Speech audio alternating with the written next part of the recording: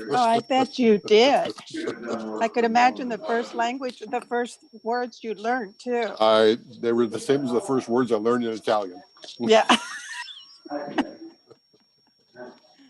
All right, we got a pretty full agenda tonight, people. Yeah, we do.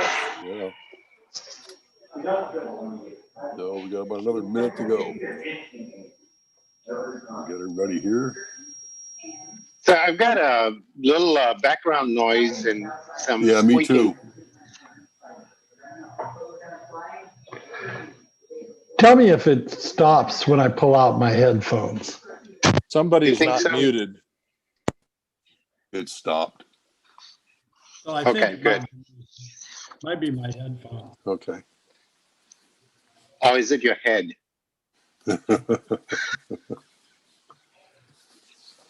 And I hope everybody got the right version of the comp plan amendment this time. It was hard to open it up. Yeah, I got that this afternoon, just a bit ago. Good. I was finally able to open it. So yeah. I didn't get a chance to get it. Okay. All right. Looks like a few pages there. So it is. Yeah. Okay. Let's go ahead and get started. It is 5:30. And good evening, everyone. This is our City Council study session for November 23rd, 2020. And once again, per the Governor's Emergency Proclamation 20-28, the City of Auburn is prohibited from holding an in-person meeting at this time. City of Auburn Resolution number 5533 designates the City of Auburn meeting locations for all council, board, and commission meetings as virtual. All meetings will be held virtually and telephonically until King County enters into Phase 3 of Governor Inslee's Safe Start Washington Phased Reopening Plan. And somebody's phone is ringing.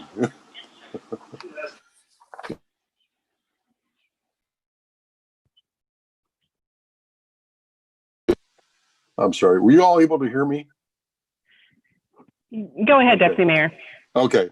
Because I just saw myself being muted. Okay. Sean, will you please call the roll? Deputy Mayor DeCoursey. Here. Councilmember Baggett. Here. Councilmember Brown. Here. Councilmember J-Raj. here. Councilmember Lenga. Here. Councilmember Stern. Here. Councilmember Trout Manuel. Here. Okay, thank you. Any announcements, reports, and presentations? No, Chair. Any agenda modifications? No, Chair. All right, let's move into our agenda items for council discussion this evening. And the first item on our agenda is 5A, Engineering Design Standards Update with Director Gaub. Thank you. Possibly City Engineer Sweeting. Yes, actually, I'm going to turn it over to Jacob Sweeting, who's going to do the presentation. But just a little preamble. So this is a typical conversation that we have with the council once a year about some of the updates that we do to our engineering design standards that have an impact on citywide policies. So with that, I'm going to have Jacob go ahead and share his screen and go through the discussion with you, and then we'll be here to answer questions at the end.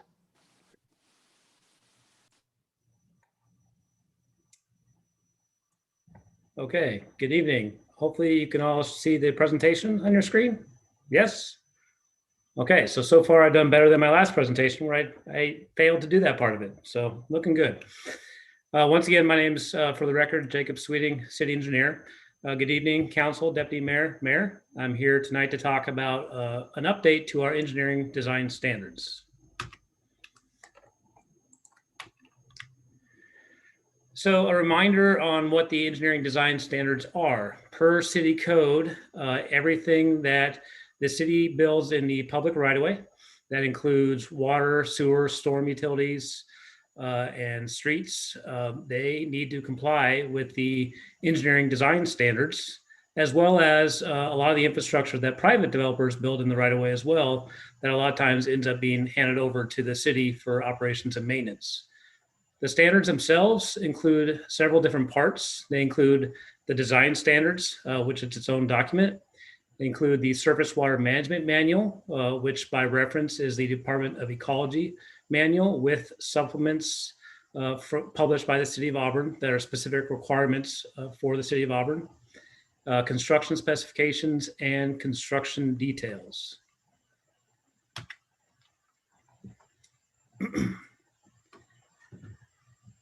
So the engineering design standards are developed and published by myself and my staff. We work with several different departments.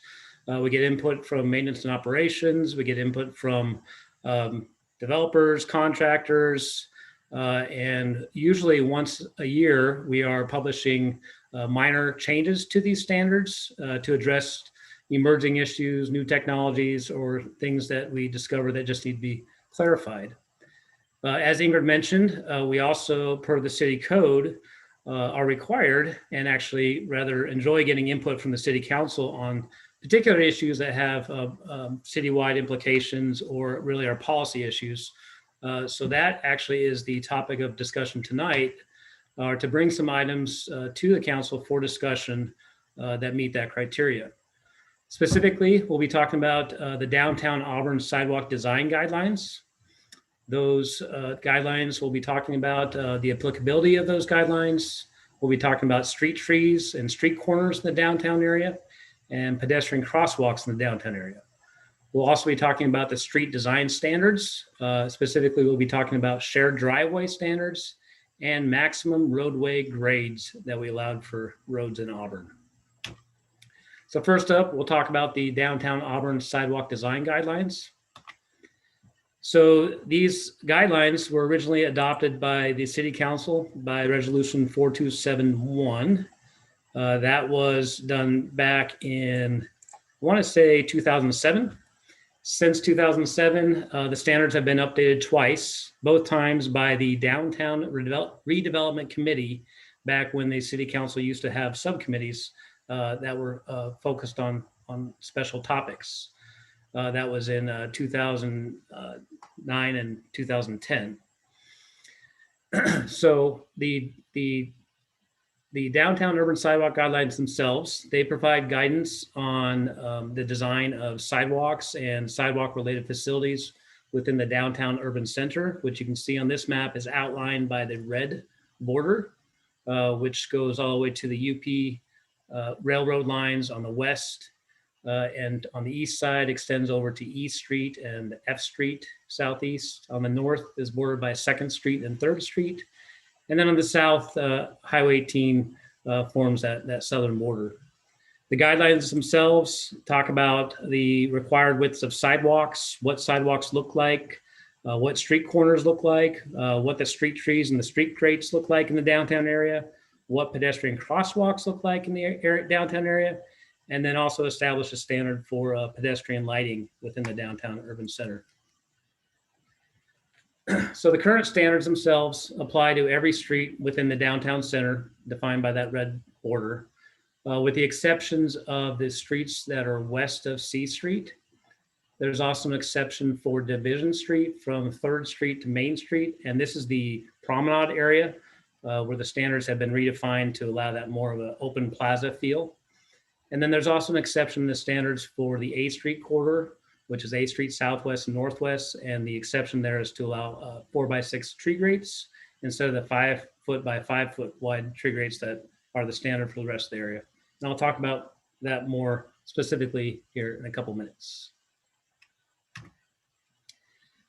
So one of the proposed changes that we'd like to publish for the downtown standards would be, first of all, we'd include the original exceptions that I just mentioned. We would also add an exception to clarify that those 4x6 street tree grates on the A Street corridor would be to provide for the 8-foot sidewalks, which are on that corridor. The 8-foot sidewalks are mostly already there. We consider that to be built out and was a standard established at the time when most of that corridor was built out. So it makes sense to maintain that 8-foot sidewalk as a standard rather than the 10-foot sidewalk width, which is the standard for the rest of the streets in the downtown zone. We would also establish an exception for local residential streets within the downtown zone. Those are the streets on the map here shown in orange. I say downtown local streets because the exception would be for local streets except for North Division Street and B Street Northeast, which are actually local non-residential streets. So for these residential streets in the downtown zone, they're mostly built out already with residential homes, their neighborhoods. And occasionally we have either city street projects that might replace some sidewalks or replace the roadway surface or a curb ramp. We also occasionally have maybe a house that redevelops into a duplex or a triplex or is replaced with a residential office. And what we found is for those projects, it really doesn't make sense to rip out all the existing sidewalks, widen them out to 10 feet and encroach onto that property and have those projects foot the bill to build this downtown standard that really wouldn't match the rest of the neighborhood feel that's already there. It would stick out. It wouldn't be consistent with the rest of that residential area. So we're proposing to exempt those streets for now, at least, while those areas are still residential in nature. In the future, as those maybe start to redevelop, if some of those start to convert to non-residential or multi-use type neighborhood or area, it might make sense to go back and revisit that and say, well, let's bring that downtown standard back to those areas. But for now, to try to have those different properties rebuild everything that's already there to match the standard just doesn't seem to make a whole lot of sense. Also, just one clarification we'd like to add. As you can see, the red border on the map happens to be drawn through the center line of streets. So it's drawn through the center line of 3rd Street, the center line of 4th Street, E Street, and F Street. That's led to some confusion sometimes when we had development on one side or the other of the street. So we'd like to add clarification that the border actually applies to both sides of the street. So it's not just one side or the other of that center line. It's a simple clarification, but when you're on one side versus the other, it does make a lot of difference as far as what you're needing to build with your project. Moving on specifically to the pedestrian crosswalks within the downtown urban center. On the left side of the slide here is what the current standard calls for. It's a crosswalk with a scored pattern, and then it includes 2 stamped colored brick patterns on either side of the crosswalk. On the right side of the slide, you see what we've actually been building, and that is the standard without the stamped concrete. And the reason that we haven't actually been putting the stamped concrete in is twofold. One, when we actually went to go try to build these with a contractor, we discovered that, first of all, to put the concrete down and stamp it would require about 3 to 6 days of curing time. That means that roadway is closed for 3 to 6 days for that curing to take place. Then to come back and color it, it'd take another 3 to 6 days to have the color actually set up and take place. So you're potentially looking at closing this road for up to 2 weeks just to get that brick pattern in place. And at the time that we built the few of these that we have, it just wasn't feasible to close these major roads like Division Street, A Street, and 2nd Street. So we have omitted that portion for now because of constructability issues. On top of that, we've also seen that the colored stamped concrete out in the roadway itself tends to fade. And it doesn't take more than a year or two of vehicles traveling over this colored stamped concrete before it starts to wear out. And to color it really takes, once again, closing down the road and applying the coloring, which, we've got some quotes to do that, and it's expensive. You're talking thousands of dollars to treat one of these crosswalks, possibly up to $5,000 to $10,000 every other year to do that. And it just doesn't seem like that would be a reasonable thing to do throughout our downtown core with our current or future budget issues.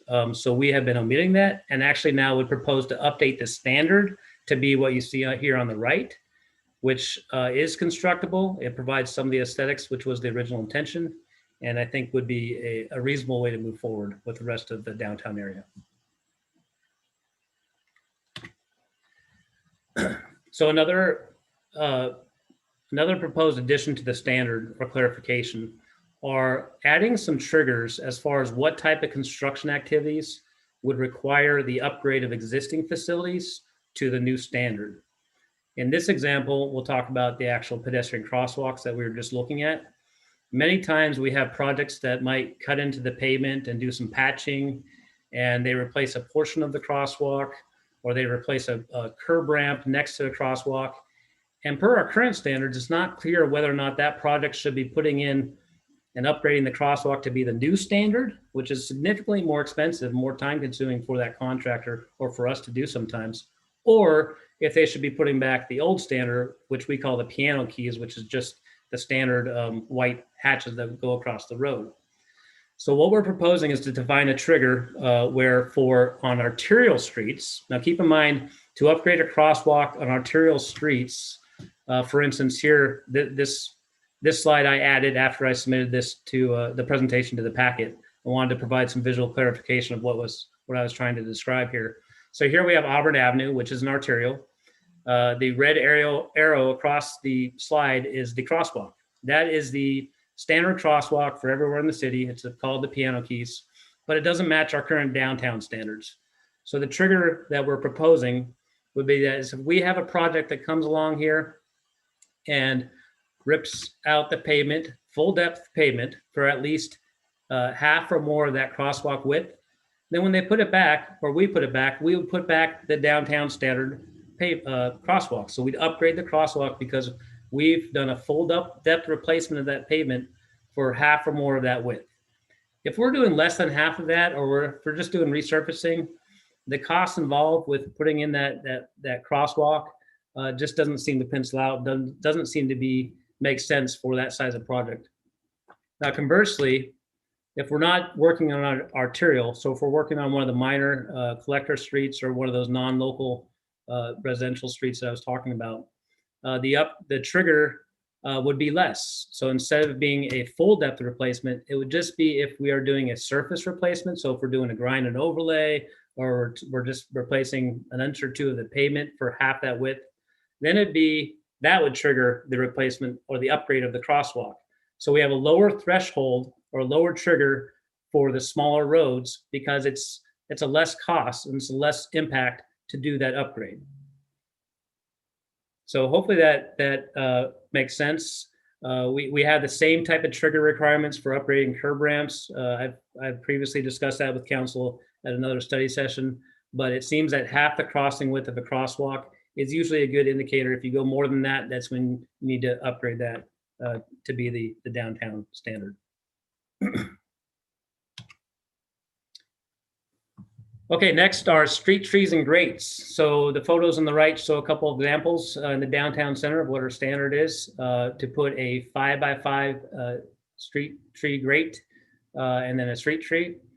And currently the standards require this to be on every single road. The exception is that we do allow a 4x6 tree grate on the A Street corridor. And that's really because we have the narrower sidewalks of 8-foot sidewalks. So we have a different standard for that section.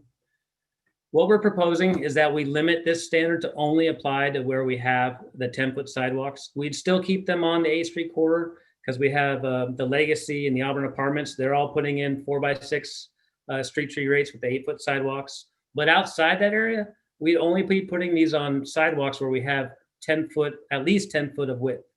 And the reason we're proposing that is one, so we can stick to a standard of 5x5 tree grate. Right now, we have several different sizes of tree grates, and if one gets damaged and needs to be replaced, it's really, we have to special order a lot of times, and we have to figure out the size of it. We can't stock these up, and we don't get good discount pricing, so it becomes expensive to actually maintain these street tree grates that are all varying sizes. Another issue is that simply the sidewalk itself being narrower, having a street tree, once it gets larger, you combine that with street lights and fire hydrants and other types of things like you see on the picture on the left, the sidewalk just starts to become too crowded. It becomes, the trees look nice, but they actually can become an encroachment that can block access, it can block accessibility. In those narrow sidewalks, if the street tree grate becomes dislodged or angled or damaged in any way, it can actually block access for wheelchairs and be an ADA accessibility issue. So eventually we'd like to see all the sidewalks in downtown be 10-foot sidewalks. And as the larger projects happen that redevelop citywide blocks where we have larger frontages that redevelop, we'll see that happen. But for the smaller projects and the roads where we had the existing narrower sidewalks, we're suggesting that it just doesn't make sense to put in those street tree grates where we have the narrower sidewalks at this time.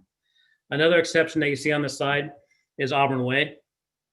So, Auburn Way is a corridor that most of it doesn't have the 10-foot sidewalks now. We've constructed a small section that does have the 10-foot sidewalks, and we didn't put the street trees and grates in that section. This is the section on Auburn Way North between 3rd and 4th Northeast. We didn't put the street trees and grates there because we identify Auburn Way as being a higher volume, a higher speed roadway. And we think it's important to provide enough room as possible for pedestrians to be able to spread out and have some separation from that vehicle traffic. So as we do rebuild Auburn Way North and Auburn Way South, eventually to have those 10-foot sidewalks, we're suggesting to not put in those street tree and grates as they are currently in our standards. Okay, another element of the downtown standards are the bricked corners. So where these go in and they go in right, they look great. Here's an example of one of the corners at the hospital at the intersection of Division and First. Right now, the standards require every street corner in the downtown urban center to have this brick pattern, or the bricks itself. So what we're proposing as a new standard would be that we only require these brick corners where at least one of the legs of the corner is 10 foot wide, or one of those corners has a bulb out section. So you can see in this photo up on the top right that actually one of these sidewalk legs does have a bulb out. So it makes sense in these areas because you have a nice wide area to lay out the bricks, have a nice consistent flat pattern. And we've seen that if we try to put these in areas that are 5-foot sidewalks or 6-foot sidewalks, and we don't have that wide area, we just don't get a good pattern. We pay a much higher price. It looks somewhat out of place because it's not really, it doesn't form a good visual, consistency across the corner. But more importantly, we can't get that level landing that's required behind the curb ramps with the bricks unless we have that large area to really kind of form that level area. We can't get that if we're trying to transition back to narrow sidewalks on both sides and the bricks become uneven. And so it's problematic from a constructability standpoint to try to apply this standard on those smaller corners, on the smaller sidewalks. Once again, a trigger, which is not in the standard now, which we would be proposing to add, would be clarification that we would expect a corner that requires this brick pattern to be upgraded to have that brick pattern when at least one or more curb ramp on that corner is being replaced. So if a curb ramp is being replaced and it makes sense to put the brick corners on that corner, we would go ahead and replace that entire corner to have the bricks in place there. Okay, moving on from the downtown sidewalk guidelines to the engineering design standards themselves. First, I'll talk about a standard for shared driveways. So this is an example on the right, a photo of a shared driveway in a newer community. Our current standards would say that if there are 2 or more homes along that shared driveway, a sidewalk is required to provide accessibility for the people living on that shared driveway to the street. So you can see a sidewalk here on one side of the shared access road here off of 47th and 323rd. That shared driveway is required to meet the geometric standards of local streets. It has minimum width requirements. It cannot be longer than 600 feet in length and cannot have more than 6 lots.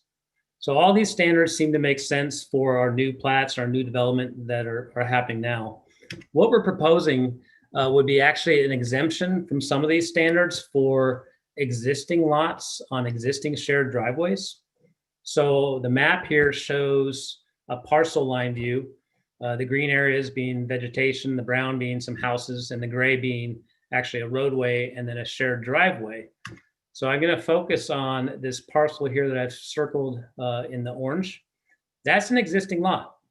And it's an existing lot on an existing shared driveway that doesn't meet most of the standards that we have in place.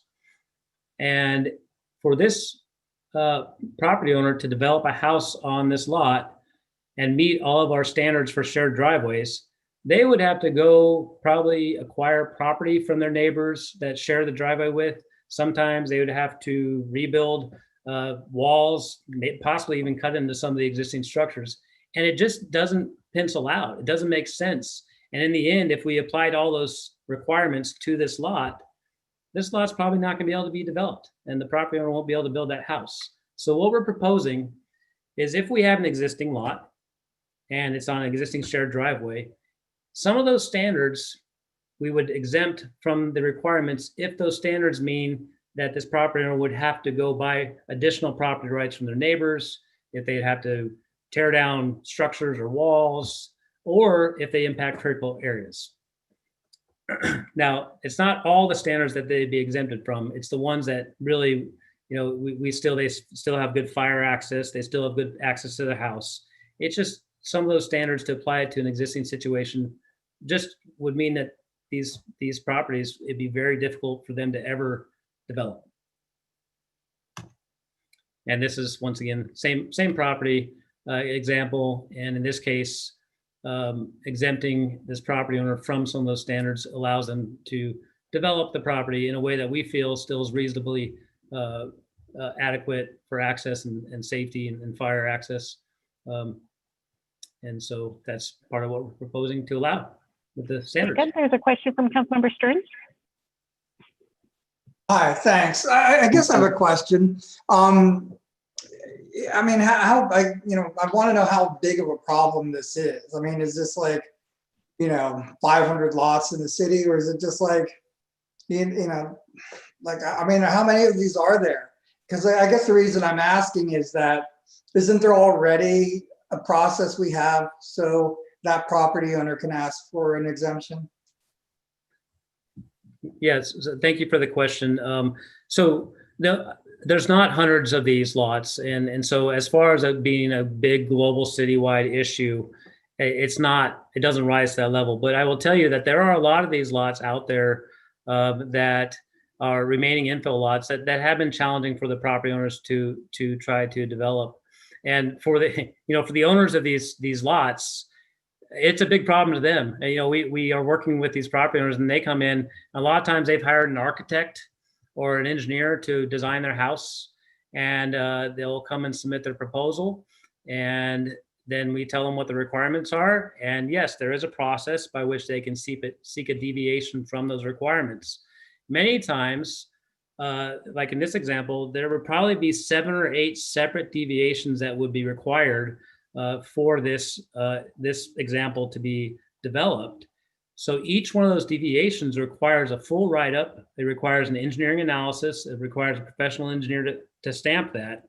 And you're probably talking about, I'd estimate maybe at least $1,500 to $2,000 that property owner is paying for each one of those deviations to be prepared by that engineer. So there's a huge cost out of pocket for the property owner. And then when it comes to us, we of course charge our fees to review that deviation as well. And so at the end of the day, we've seen a handful of these come in, and we've repeatedly been approving many of those deviations for the same reasons of, yes, okay, we can deviate from that standard. It makes sense because it's an existing lot and it's not going to have any safety impacts or operational impacts. So we approve the deviation. So we've seen a constant theme of approving these deviations. And so now we're coming back and saying, hey, if they meet that criteria, why make the property owner go through that entire process? If it meets that criteria, let's save them $10,000 or $15,000 and let them move forward as long as they meet this criteria without those requirements in place. Okay, so, and how many of these do you think there are? So last year I can think of 3 that came through. The year before, there's probably another 2 or 3. So, it's hard to tell on average. Ingrid, you've been doing this for a few more years than I have. Maybe you have a better handle on that.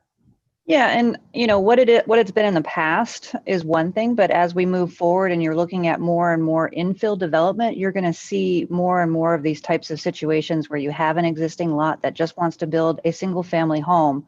And part of what our job is to make sure that they can do that as easily as they can. So if we see things like the criteria that Jacob's laid out, where it makes sense for any parcel that meets that criteria to do that work or to not have to meet those requirements, it makes sense for us to put those in the standards. So as Jacob said, we don't have to go through that analysis process. We don't have to spend city staff time doing that analysis, and we don't have to make the property owner go through that process.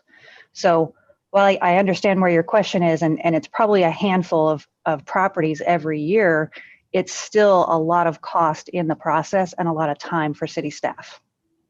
Okay, yeah, I get that. I guess what I'm worried about is, we're just sort of creating, I mean, is this going to affect things, new developments basically? Because I can see, okay, fine, there's someone who's wants to do something with this empty lot they've had for a while. And that's one thing. I mean, honestly, the satellite thing you did of this showed that it's a pretty, it's like a semi-rural setting, whereas the slide before that was clearly a major subdivision. And, Correct. I mean, I think for a major subdivision, you definitely want to have the sidewalks because people need wheelchair access. So I guess I'm worried about just having this blanket exemption where you don't have things that we really do want in the future, just so we can kind of cover up things that, I mean, deal with issues resulting from existing lots that are surrounded. So I think probably one clarification would be this would not apply to a new plat development that was happening. The intent of this is that it would only apply to an existing single family lot. So it already has to be an existing single family lot and not be one that you're subdividing. I was confused by that other slide. Yeah. Okay. Thanks. Yeah. So all the standards you saw on the other slide, that would stay for any of our typical subdivisions that are going through the process. Okay, great. Thank you.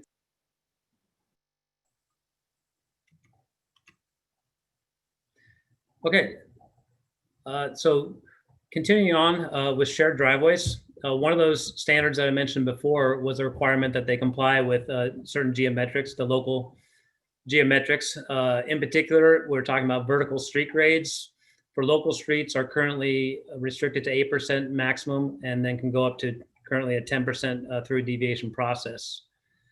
So what we're proposing would be that we allow these private shared driveways to go up to 12% in grade where there are no existing or future public utilities.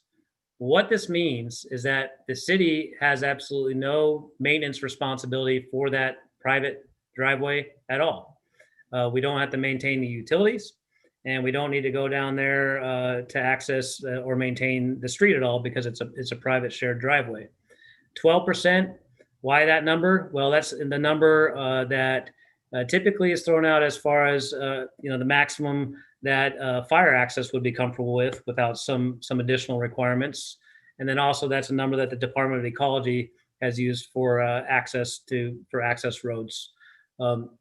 We still would require, as you can see on the bottom right photo, a landing as that shared driveway connects to the public right-of-way so that the vehicles aren't connecting and entering the roadway at such a steep angle that it might present some sight distance and visibility issues. So we'd still have that requirement. There is a 5% landing at the connection to the right-of-way, but we feel that having this allowing the steeper grades where the city essentially has no maintenance responsibilities at all or reason that it would need to access that for maintenance is a reasonable standard to pursue.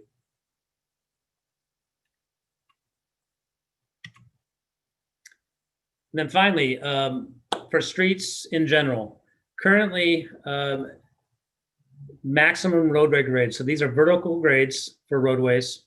We do require a deviation to exceed the maximum allowed roadway grades, and then we have upper limits of what we allow our streets to be. So currently, if our standard for local streets, as an example, is that you can go up to an 8% maximum grade. You can go up to a 10% grade right now, but it does require a deviation process. So once again, like the other standards that we talked about, we have seen some consistent requests for deviations for local street grades, and most of the time they are requesting to go up to that 10% grade. Now, not all these deviations do we approve. In fact, a lot of them we haven't approved. It's a challenge where we go up to a 10% grade and we have other issues such as a curvature of a road, or maybe there's sight distance issues or other deviations that would be needed as well to make this work. And in those cases, we often don't approve those deviations, and we make them build the roads at 8% max. But where we have a 10% vertical grade, and that's the only deviation, every other standard is met, meaning our utilities are in the road, but where we have manholes that we need to access the utilities, there's landings. So the maximum grades at those landings are at 8%. And there are landings at the driveways, and if there's curves throughout the neighborhood, they're nice wide curves. And there's transitions between the different grades. Where all those different geometric standards are met, going to a 10% grade, we feel we could still be able to maintain those utilities and access that neighborhood for the purposes that we need to for maintenance without any impacts to our maintenance and operations. So that's why we're suggesting that we would allow going up to the 10% without the deviation process, only if all those other geometric standards are met. If there's another geometric standard that can't be met, that requires deviation, and they also want to increase the vertical grades, we would require deviation to consider that, because it just becomes too complex. You have to start looking at all the different pieces and see how they fit together or don't fit together. And just a reminder, this is for local streets only. We still have our restricted grades and our deviation process for arterial streets and collector streets, where arterials are restricted to a 6%. I'm sorry, arterials and collectors are restricted to 6% grade and could only be increased through the deviation process. So with that, our planned next steps are to finalize our standards. We're going through that process now, and we would adopt and publish our standards in January of next year. And I'm hoping to walk away tonight with consensus from the council regarding these proposed changes. Councilmember Stearns is raising his hand. Okay, Councilmember Stearns, go ahead. Thank you, Deputy Mayor. Yeah, thanks for the report. I have a question. I guess I didn't see anything in here about bike lanes. Can you talk about what Auburn's doing for bicycles? Or is that just not part of this process? So it's not currently part of the process where we're updating our standards. However, the design standards do include a section on bike lanes where it defines the different types of bike lanes that we have throughout the city and what the requirements are for those bike lanes. The main area where we actually plan our bicycle lanes and where they go throughout the city is actually the comprehensive plan, the transportation comprehensive plan. It has some maps that identify where we currently have bicycle facilities and we would like to have them in the future. And then by our different types of roadway classifications, we identify whether or not that roadway classification would be one that we would put a bicycle lane on or not. And when those two line up together, you have the right roadway classification, you have the roadway in the comprehensive plan, and then you have a project that will actually build it. That's when we move forward with actually making that happen. Oh, okay. So has there been sort of the discussion from past councils or whoever regarding bike lanes? I personally haven't had a discussion focused on that, but we do, when we're doing our full comprehensive plan updates, we do discuss the non-motorized facilities in detail and present those maps and provide opportunity to the public and the council to provide feedback and guidance on that. Great, thank you. Mm-hmm. No, Jacob, I have a question on your pedestrian crosswalks. So the slide you showed with the piano key striping, and there we go. So the current standard, I understand, we have a lot of aesthetics in the current standard. The proposed standard kind of changes that a little bit. Is there any difference safety-wise regarding like the piano key design versus what's being proposed or what has been done as the current standard? Well,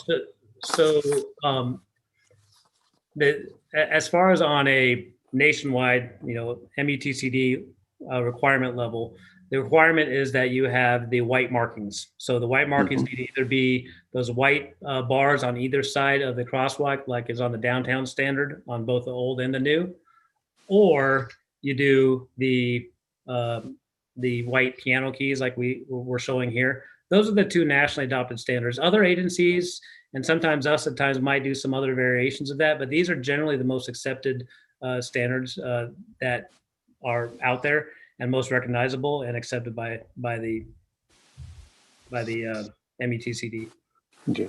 So in relation to safety, then we're pretty much kind of on equal footing no matter which one we use, I would guess. Yeah, I'm not aware of a difference in the safety level between. Okay, great. Mayor Backus has raised her hand. Go ahead, Mayor Backus. Thank you. I just wanted to weigh in on the bicycle lanes, and I'm sure Ingrid, I can see a grin on her face. There was a bicycle task force several years ago that was chaired by Terry Davis, and we did a significant amount of feedback on bicycle lanes, and there has been work on that where it could be reasonably accommodated with an understanding that there would be more to be done at another time. But Ingrid, if you have any comments you'd like to make on that, I just wanted to let the council members know that may not be aware that there was significant work done on what bicycle paths and lanes look like in Auburn and a full route. And you are exactly right on what we did in the past. And that plan, that non-motorized plan that came out of that effort is actually part of what is in the comprehensive plan as our non-motorized plan. So that's something, as Jacob indicated, as we go through and update our comprehensive plan, that's one of the plans that we look at is do we need to make any changes to that non-motorized plan for where those routes, those bike routes are for the city for the long-term planning. Councilmember Trent Manuel's raised her hand. Go ahead, Councilmember Trump Manuel. Yes, Jacob, I was just wondering on that picture that you have on the screen right now, how many streets do we have that piano crossing in Auburn? So that's our citywide standard for the crosswalks. I don't have a count for you because it's numerous. Okay. Most of our marked crosswalks do meet this piano key standard. All right. Thank you. Councilmember Baggett raised his hand. Councilmember Baggett, go ahead.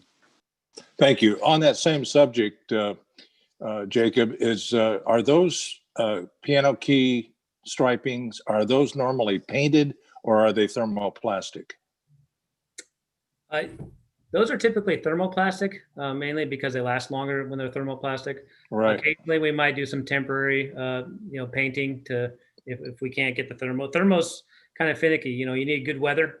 You only can do it certain times of the year, and it's rather expensive. So yeah, the ideal and our standard is thermoplastic. Thank you.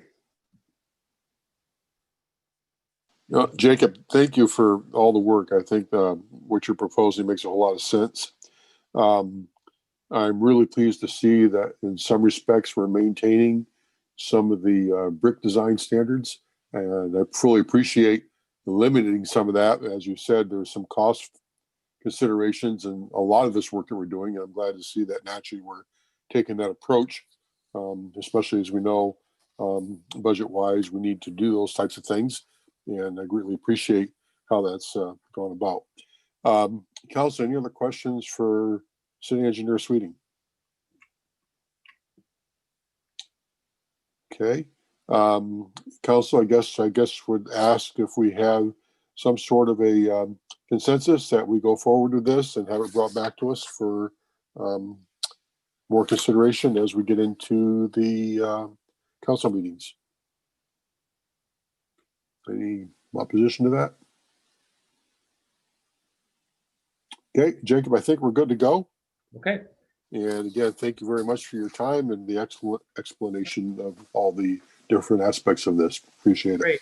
Thank you. And just I want to clarify one note. So this will not come back as an action item. We will just take what we have here, we'll incorporate into the standards, and then we'll publish those in January. So. Okay. Perhaps what we could do then, as you get ready to publish them, just come back and give us just a quick refresher, just so we remember what these changes were and what the final documents look like. Okay, no problem. Great, thank you. Okay, thank you. Okay, next we'll move on to ordinance number 6790, 6797, and 6798, and I have both Director Galb and Tate on the agenda. Thank you. So I'm going to do just a really quick kickoff, and then I'm going to hand it over to our right-of-way specialist, Amber Price, to actually do the presentation. So this has been a joint effort across multiple departments over the last year of rewriting a significant portion of our code, as you can tell by the size of the packet, to bring our code up to date with some federal regulations and changes that have happened, and to also bring it in line with how we want to process our franchises. So with that brief introduction, I'm going to hand it over to Amber to go through a presentation with you.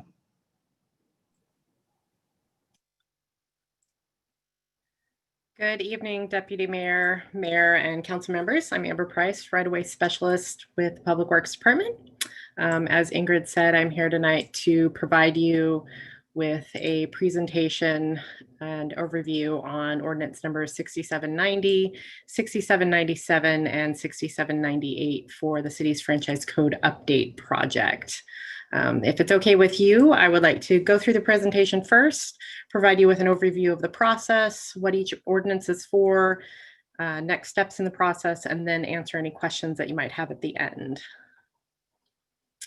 I'll go ahead and share my screen, and hopefully this works. Let's see here. And is everybody able to see my screen? Perfect, Amber.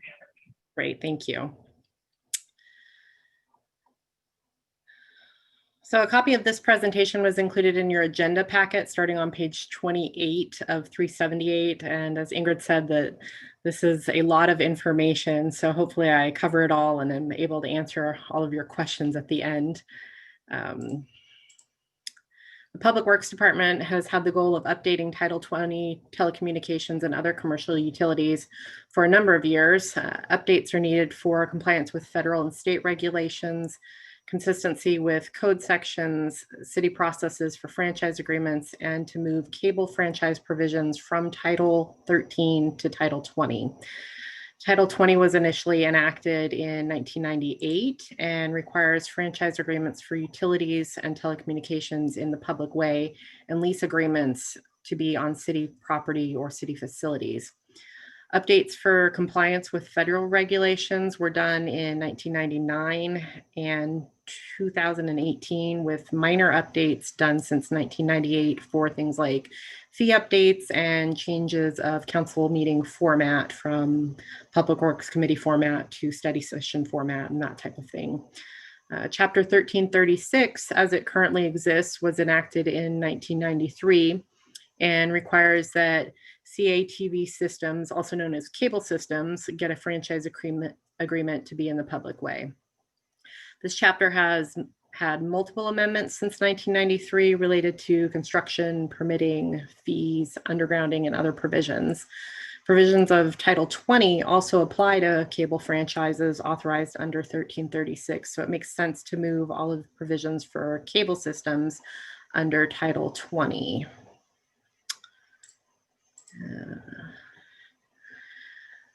Staff has searched the various titles and compiled all the code where we believe changes are needed. The city then contracted with Kenneth Fellman of Kissinger and Fellman PC, who's an expert in the industry of local government telecommunications law.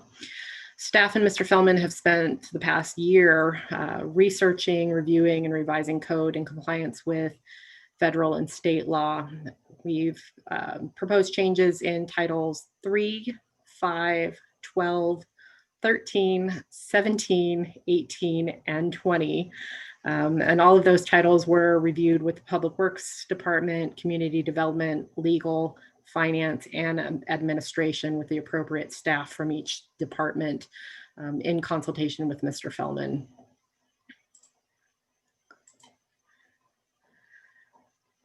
Proposed changes to the Auburn City Code have been grouped where they make sense by title and subject for review and approval by City Council. Ordinance number 6790 on page 39 of your agenda packet proposes changes to titles 3 and 5. Ordinance number 6797 on page 65 proposes changes to titles 12 and chapter 1332A. Ordinance number 6798 on page 96 proposes repealing chapter 1336 and 1344 and makes changes to title 20. Title 17 and 18 are currently being reviewed by the Planning Commission.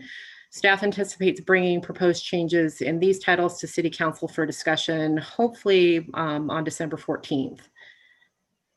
Amber, I think you're one slide behind. Oh. There you go. Okay, sorry about that. I've got a lot of screens open, so. With all of this, there has been some agency and industry review. The proposed changes were subject to state agency review and were sent to the Department of Commerce on October 9th, 2020 and acknowledged as received. The proposed changes were also reviewed under State Environmental Policy Act and a decision issued on October 19th, 2020. Notice of the proposed changes with an opportunity to review and provide feedback was also sent to the telecom, utility, and cable providers on October 21st and published in the paper on October 26th. This notice was sent to all companies and other jurisdictions that currently hold franchise agreements with the city, as well as industry reps that staff has had contact with over the years for various application and permitting requests. We did receive comments from AT&T, PSE, and Verizon. Their comments were reviewed, and any proposed changes that they requested were also reviewed and included in the code updates if appropriate. Moving on to each ordinance. So ordinance number 6790 starts on page 39 of your agenda packet. It covers chapters 3.42, 3.84, 3.88, and 5.84 of the Auburn City Code. These chapters were grouped together because they have to do with finance and licensing. Changes in the chapters were needed to align definitions with those in Title 20 for utilities, telecommunications, and cable. And changes were also needed to modernize procedural provisions to reflect city processes. Changes for chapter 3.42 are shown in Exhibit A to this ordinance starting on page 42 of your agenda packet. These provisions are for the collection of cable television utility tax. Changes for chapter 3.84 in Exhibit B are for telephone business. The changes we've included here make minor language updates throughout the chapter consistent with definition changes in other chapters and procedural changes for business licensing. This section also repeals ACC 3.84.110, which provides for annexation notification. This provision is addressed by state law, and so it's not specifically needed in the Auburn City Code. Changes in chapter 3.88 in Exhibit C start on page 54, and it's for utility services. This repeals 3.88.030 relating to provisions for occupation licenses. Those provisions are duplicative of what we have in Title 5, so they're not needed. Additional minor changes in this chapter include changes that are consistent with the other chapters for referencing items.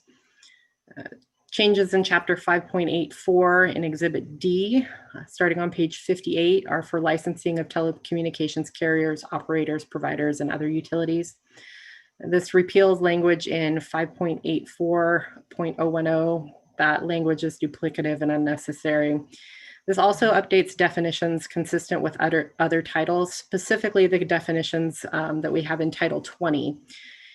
And it makes minor updates for business license application processing for things like the city's adopted fee schedule, general information required, and consolidation and simplification relating to penalties and enforcement.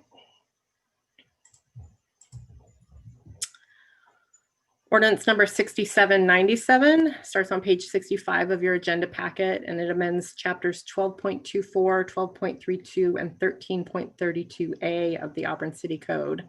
Chapter 12.24 in Exhibit A on page 69 is for construction permits, and it updates the procedural provisions to reflect the city's processes.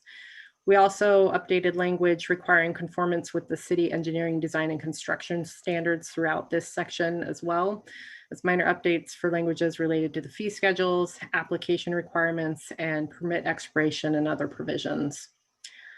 Changes in chapter 12.32 in Exhibit B are for sidewalk obstructions, and the changes here update exemption language and building code provisions. Changes in chapter 1332A and Exhibit C are for underground wiring. These changes include updating the exemption language for underground utilities and also provides provisions for language for consistency and applicability of Title 20. It also updates the definitions for consistency with Title 20 and other applicable chapters. The other thing we did in this chapter was to update provisions for requirement for public improvements for when it's required to convert aerial facilities to underground. And ordinance number 6798, where we have the bulk of our changes. This is a rather large section, so bear with me while I go through it all. Ordinance number 6798 starts on page 96 of your agenda packet. It basically repeals chapter 1336 and 1344 and amends Title 20. Changes in this chapter and title are needed for conformance with current federal and state requirements for utilities, telecommunications, and cable in the public way and on city-owned facilities. These changes align and update the definitions in Title 20 consistent with the federal code and across other titles. It also modernizes procedural provisions to reflect the city's current processes. Changes in chapter 1336 and Exhibit A, starting on page 99 for cable systems, basically repeal this entire chapter because we're wanting to put all provisions for cable franchises into Title 20. We've moved the bulk of those provisions into Title 20, and I'll go through those a little further down on the slides in a minute or two. Changes to chapter 1344 in Exhibit B to this ordinance start on page 128. These are for electrical franchises. And this chapter is basically being repealed. The chapter is outdated and the provisions for utility franchises and electrical franchises are currently addressed under Title 20.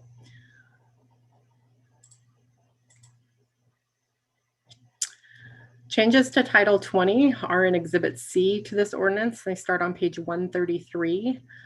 The changes basically remove provisions for public way agreements from Title 20, as the city will no longer enter into these types of agreements in the future. It's an outdated agreement, and we just simply don't use them anymore, so it's best to remove them from our code. We've moved all general provisions that apply to all different types of franchises and facilities into Title 20 under Chapter 2002. Previously, there was duplicative language across various chapters in Title 20 and also in 1336 and other chapters and titles related to franchise agreements. So we felt for ease of use, it's better to put all those general provisions into 2002.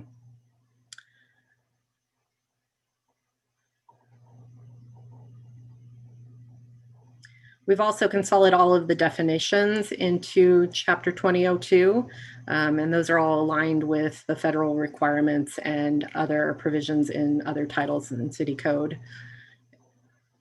2002 has also been updated for references and provisions for federal law. Specific provisions for utility and telecommunication franchise requirements have been moved to Chapter 2004 of the Auburn City Code. Changes to these provisions include updating and modernizing procedural provisions in conformance with federal law and to reflect the city's processes, updating application requirements and other provisions. It should be noted that Chapter 2004 applies to telecommunications, both wireless and wireline, and other utilities, which include electric, gas, water, sewer, storm, and pipelines in the public way. All specific provisions for cable franchise requirements have been moved to Chapter 2006 of the Auburn City Code. This is where the majority of the specific cable provisions from 1336 that is being repealed are being moved to. We've also made some changes to add language for provisions for competitive cable franchises as well. These changes were necessary so that we're in conformance with federal requirements. And then we've updated the application process requirements to modernize it and reflect the city's actual process. Specific provisions related to leases remain in Chapter 2008. We've moved general provisions for leases to Chapter 2002.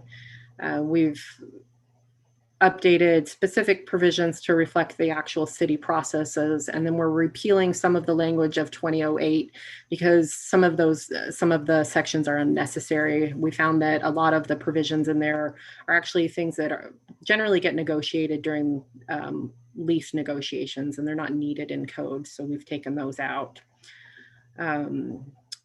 Changes in Chapter 2010 include repealing this entire chapter. This is where we had a lot of the general provisions and conditions for franchises and leases of all types. And a lot of the language was duplicative or unnecessary or just simply didn't meet the federal requirements. Anything that we did decide to keep has been moved to 2002. Changes in 2012. This chapter was basically empty, so we're repealing it just to remove it from the title. It's not needed. And lastly, changes in 2014 related to small wireless facilities are minor. This chapter was just adopted at the end of 2018 for compliance with federal regulations. So minor updates include just updating references to other code sections as appropriate, since we're basically rearranging Title 20 and moving things around. We've also updated a few references to applicable law and added an expiration for small wireless facilities applications that's consistent with how we process other types of permit applications. So next steps, as I mentioned earlier in the presentation, changes to Titles 17 and 18 are still being reviewed through the Planning Commission process, with the intent to hopefully bring those changes to you for review and discussion on December 14th. And currently, staff is hoping to bring Ordinance 6790, 6797, and 6798, and hopefully an ordinance for 17 and 18 to City Council for action on December 21st, depending on the timing and scheduling and what happens at the Planning Commission. So I'd be happy to answer any questions. Any questions for Amber, Council?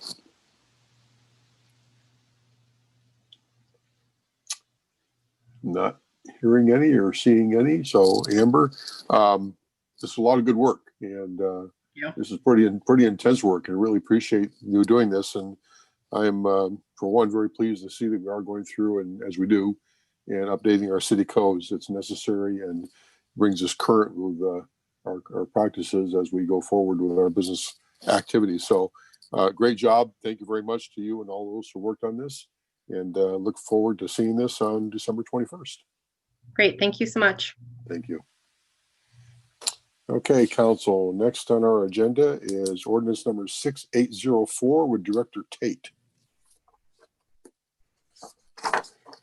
Good evening, Deputy Mayor, Council, Mayor. First of all, just want to make sure that my audio is coming in loud and clear. Good. And thank you for giving me some time on the agenda tonight to work through a couple ordinances. And if I may request, this item, ordinance number 6804, really marries with the next item as well, which is ordinances 6803 and 6807. So if there's no objection, I would just like to present all of those items as a consolidated presentation, which might even save a few minutes. So I am going. Yep. Okay, no, great. Just say, Jeff, I think without objection, go forward. Okay, great. I think first thing that I'd like to do is I will share my screen and pull up a PowerPoint presentation. And I'm hoping that what you see right now is a PowerPoint slide that says 2020 Annual Comp Plan Update. Great. I have 3 monitors in front of me, so it's a bit of a wild card sometimes when sharing screen. So Jeff, yours is set up to with the thumbnails and everything. If you want to change to the presentation mode so they see that one. Okay. Has that changed yet? It is not. Okay.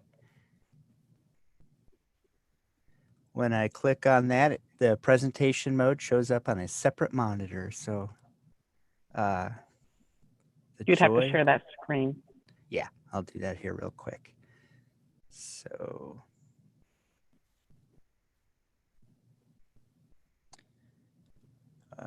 hold on just a second.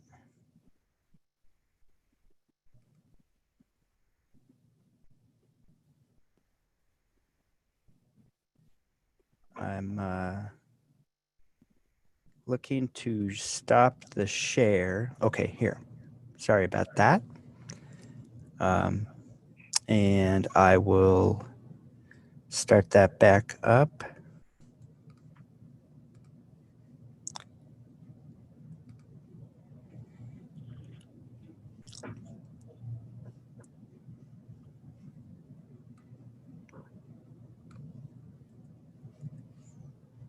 Sorry about this.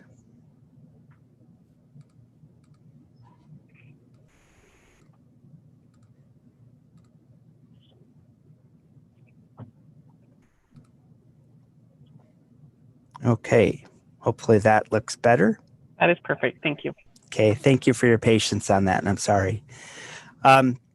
So a little bit of background on what's before council during study session this evening, and that is the 2020 annual comprehensive plan update. And I thought it would be worthwhile spending one slide, and I've got about 15 slides to work through, which really cover about 1,600 pages of material that's in that packet. So in this first slide, I wanted to provide a little bit of background information about what an annual comprehensive plan update is, because I know some have been through this, some have not. So first of all, the Growth Management Act is where we find language that requires cities and counties to first adopt a comprehensive plan, but also how it should be managed over time. And in the noted RCW on the screen there, there's a state law that actually says that comprehensive plans can only be updated once a year, or no more frequently than once a year. So what happens for an annual comprehensive plan update is we accept applications throughout the course of the year, and then we bundle them all together. So we do this every year, and every year in November and December, a package of amendments is always put before City Council. The process begins about mid-year. Each year we put into local newspapers and on our webpage and other locations a deadline that we ask or notify customers that they must submit their annual amendment applications by. This is a process that under state law goes through the Planning Commission. Of course, we've got a couple council members who formerly served on the Planning Commission and are quite familiar with this process. But all of the amendments that are received are presented to the Planning Commission. Staff provides recommendations to the Planning Commission, and then the Planning Commission holds public hearings and deliberates on the matter. And that's what we're talking about today, is the Planning Commission's recommendation to City Council. During the process, it goes through State Environmental Policy Act review, so SEPA environmental review. That triggers additional public comment periods and additional analysis where we have to evaluate the cumulative effect that all of the amendments packaged together have on the environment. We're also required to initiate a 60-day state agency review for all of the amendments. The Department of Commerce at the state, they help facilitate that. So when our package is ready for review, we submit that through the Department of Commerce, and they transmit it to all state agencies for reviewing the city's comprehensive plan amendments. And I'll get into what the amendments are, what the proposal and the recommendation is in a moment. But one of the backdrop pieces that is always important for council to understand is council essentially has three options as you consider this package. One of those is if council would like further consideration on any of the items, we remand the package back to the Planning Commission with guidance on that further consideration. You can also accept the Planning Commission's recommendation, and the recommendation that we're transmitting this evening is to forward it to City Council regular agenda on December 7th for action. And that's a right that council has, is to move forward with that. Or the City Council can open its own public hearing process and make its own modifications to the Planning Commission's recommendations. I say that because sometimes when we're reviewing, or when council is reviewing the recommendations from Planning Commission, it's important to know that there is a structure in which to make those further considerations. If there's happiness with and acceptance with the Planning Commission's recommendation, great. But if there's a desire to modify the recommendation, there are steps we have to go through to do that. Here's a quick schedule. I won't go through all the dates, but this is what 2020 looked like from the June 5th deadline for submission of comprehensive plan amendment requests through our presentations and introductions on the various matters that are in the docket. A couple public hearings that were held November 4th and November 17th, and then the Planning Commission's deliberation and recommendation that they made last week on November 17th, of course, this evening's presentation. The package of amendments this year, I would characterize them as 9 basic types of amendments, along with 2 implementing ordinances. So the first 4 types of amendments are adoption of school district capital facility plans. This is done every year. The school districts, just like the city, has a 6-year capital facility plan, and that 6 years always has to keep rolling. So at the end of 2020, we're looking at removing 2020 from the 6-year capital facility plan and adding 2025 or 2026. So you're always operating within a 6-year window. And so the school districts, their capital facility plans are incorporated into the city's comprehensive plan. And that's important for a variety of reasons, not the least of which is it is the foundational piece for how school impact fees are established. And we're going to talk a little bit more about school impact fees in a few minutes. Also within the package of amendments is the city's 6-year capital facility plan that covers all sorts of types of facilities, from infrastructure, transportation or capital facilities infrastructure, to parks and city facilities. We also received an application submittal from the Auburn Adventist Academy to modify the special planning area that they operate under within the comprehensive plan. We'll talk about that. An internal amendment to update the city's transportation element. It's important, I think, to pause on that for a second, because you'll see the word element used several times. Element is synonymous with plan. So when I say transportation element, it is the city's transportation plan. The reason we use the term element is because that's what's listed in the Growth Management Act. So while people are familiar with the fact that the city has a comprehensive plan, the comprehensive plan is made up of many plans. And those many plans are actually referred to as elements in the Growth Management Act. We have some amendments that are associated with the airport master plan that the city adopted into its comprehensive plan in 2015, which includes some recommendations to modifying the transportation element and the land use element. We'll talk about that in a moment. And then the Auburn School District also submitted a request to modify the comprehensive plan map and zoning map and future land use plan map that's in the comprehensive plan for a single piece of property that they own up near Chinook Elementary School. So in addition, this covers the 9 basic topic areas, and 2 outcomes as well are the other ordinances that are shown on council's agenda. So we'll call those implementing ordinances. And it's important when we get to December 7th that council consider these matters in a certain order. It's important to consider the comprehensive plan amendments, and if those are adopted by city council, and then to consider the two ordinances that help implement those amendments.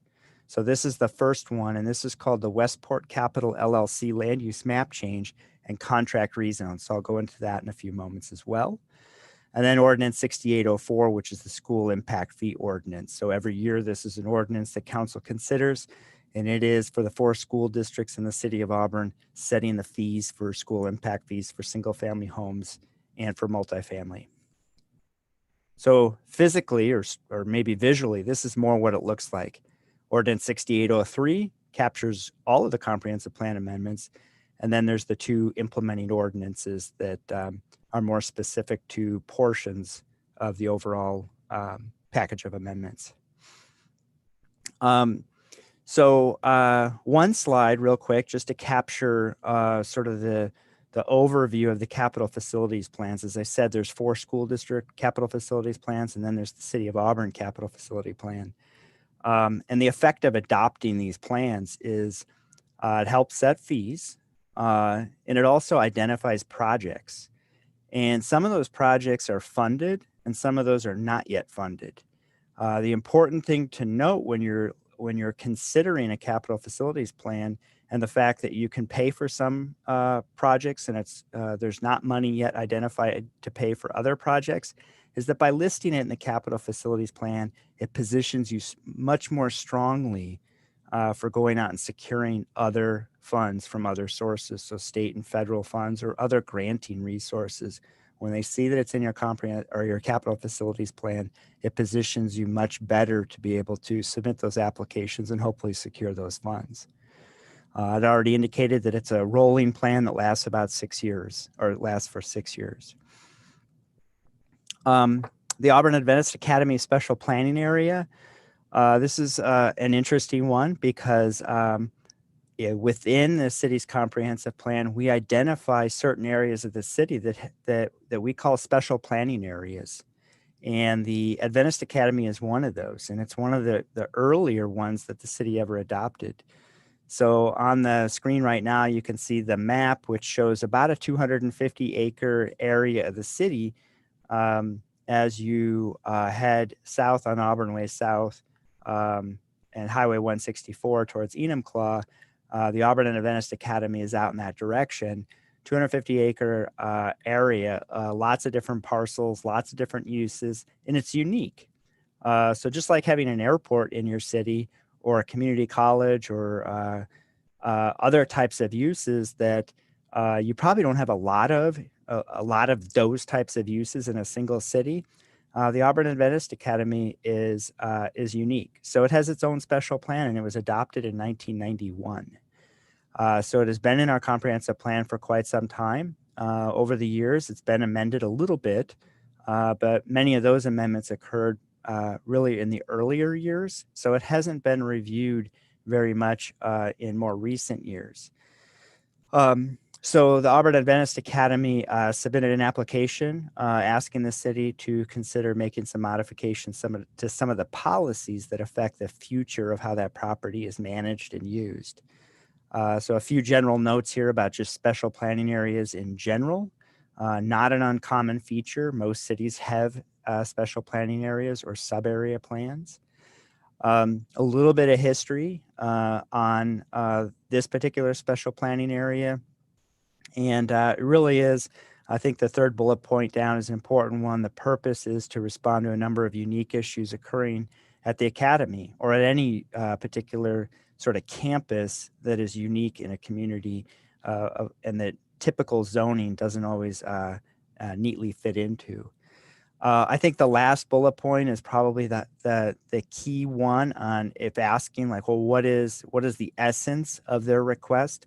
The essence of their request is to be able to ensure that on the Adventist Academy campus, multifamily is an allowable use. It already allows for senior living, and it allows for, I think the nomenclature that was used in prior years were nursing homes.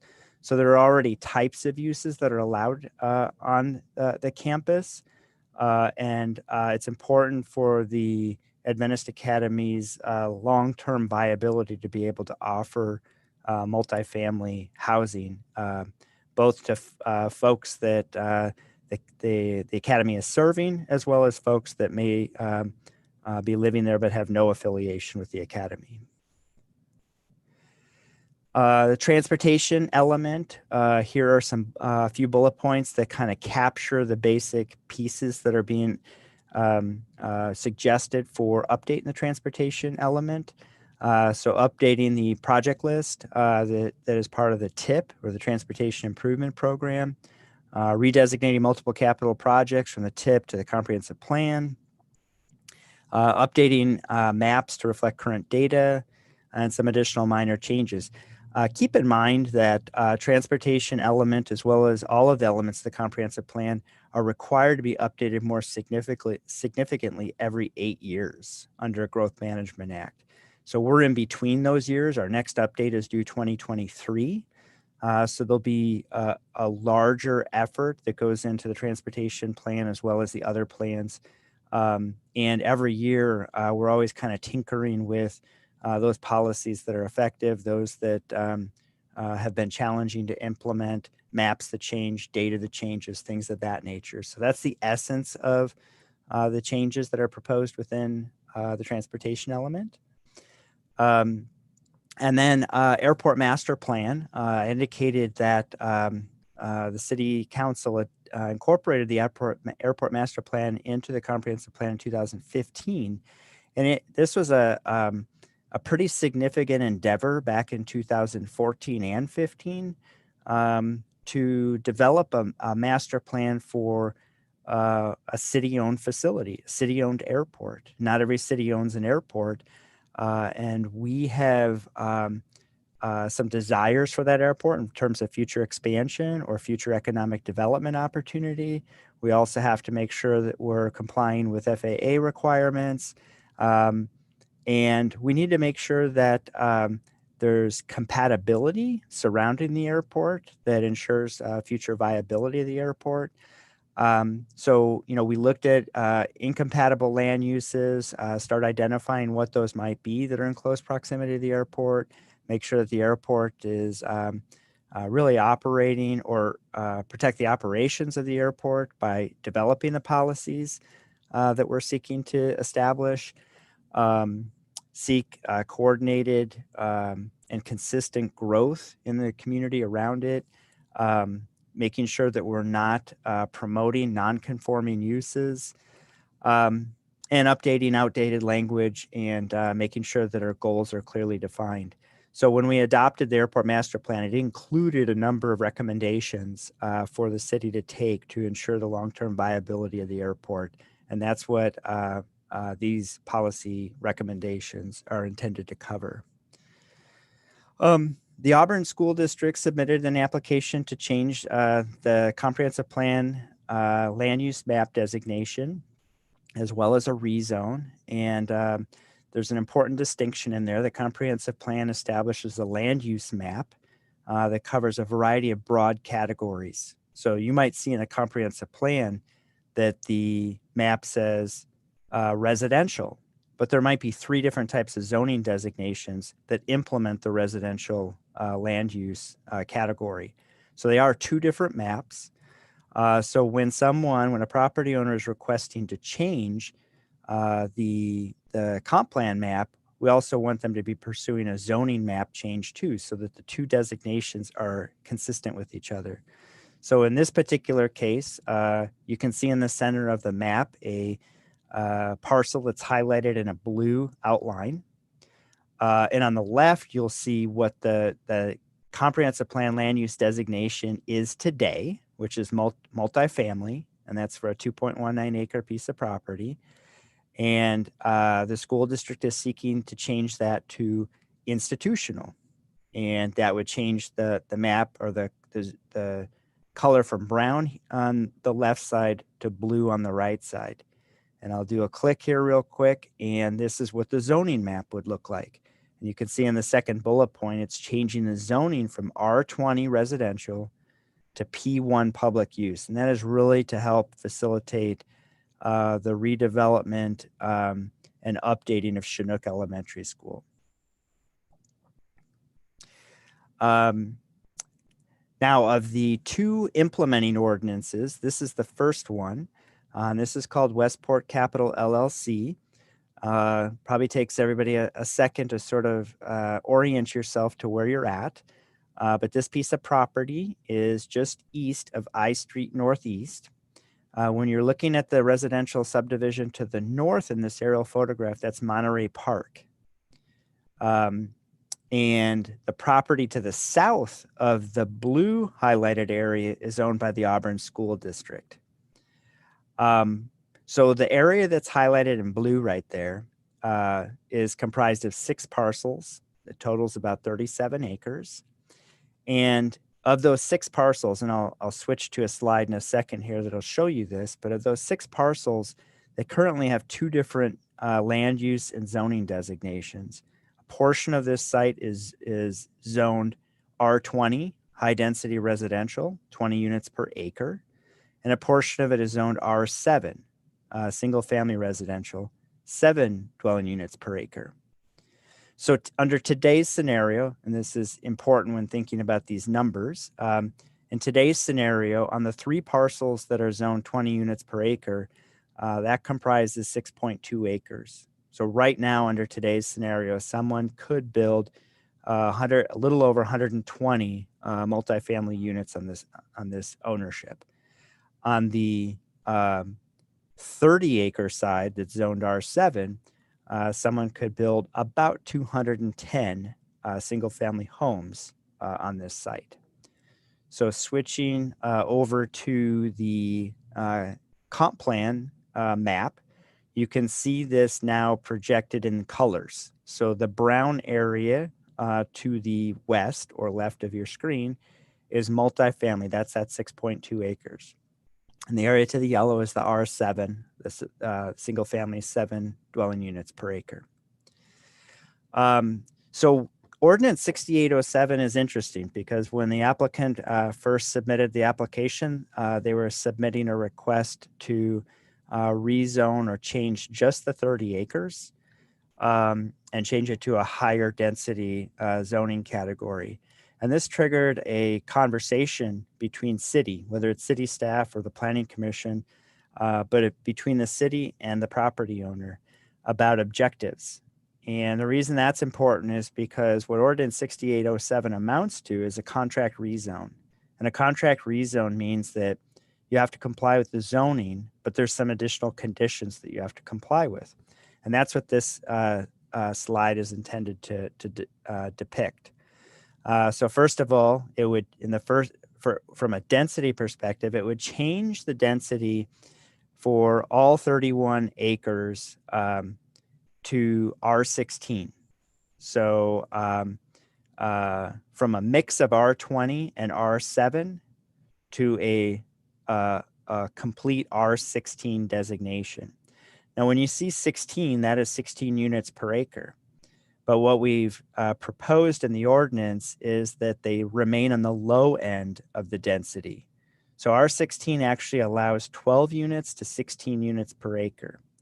So in the ordinance, if council were to adopt it, it would cap the maximum number of dwelling units at 12 dwelling units per acre, because that's within the range of that zone, but it's on the low end, which means that on this piece of property, there would be approximately 380 dwelling units that could be established, which is up from what the current designations would allow of about 307.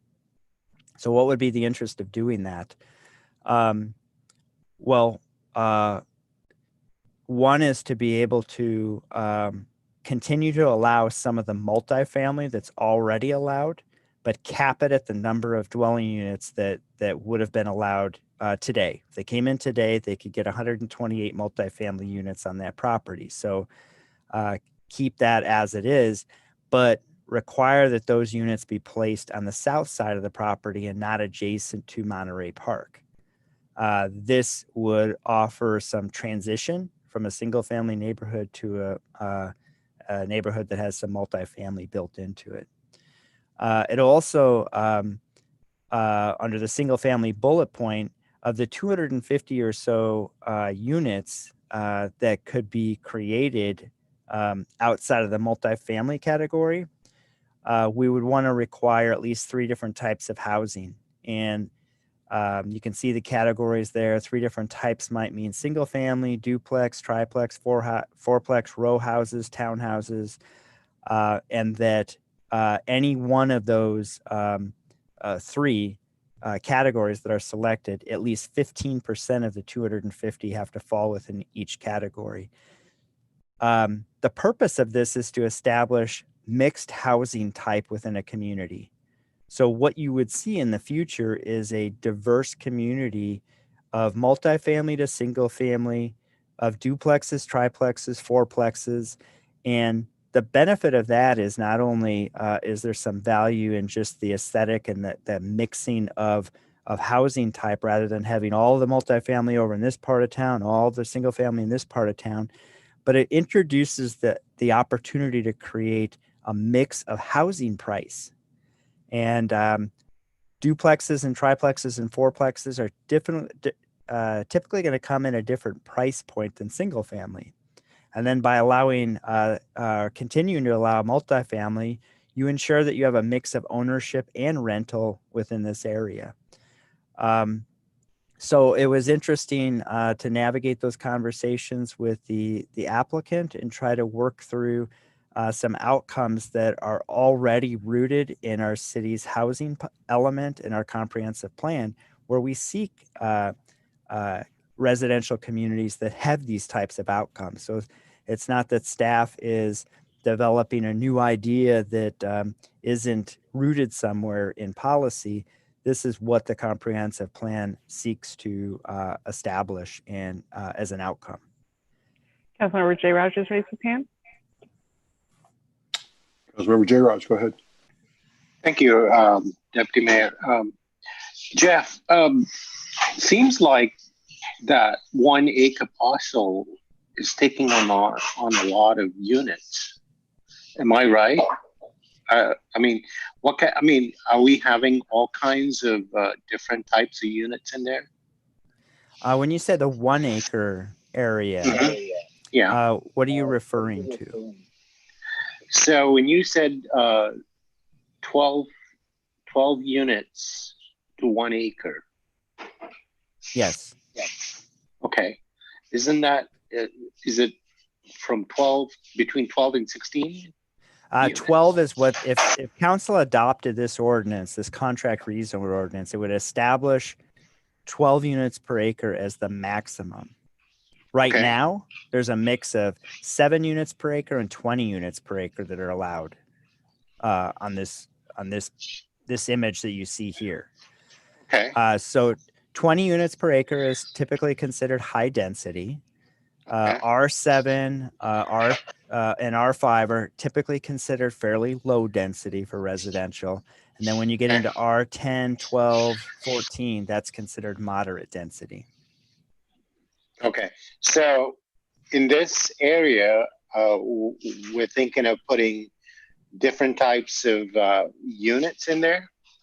Yeah, so if council approved the contract rezone, what you could envision, and keep in mind that we don't have the plans because the property owner applicant's not going to invest in the designs until they know that's an expensive proposition. So until they know a little bit more about the policy outcomes here. But what you can envision here is that in that area that's highlighted in blue, you would see 4 different types of housing established in there. You'd see multifamily, which is anything above 4 units in a building.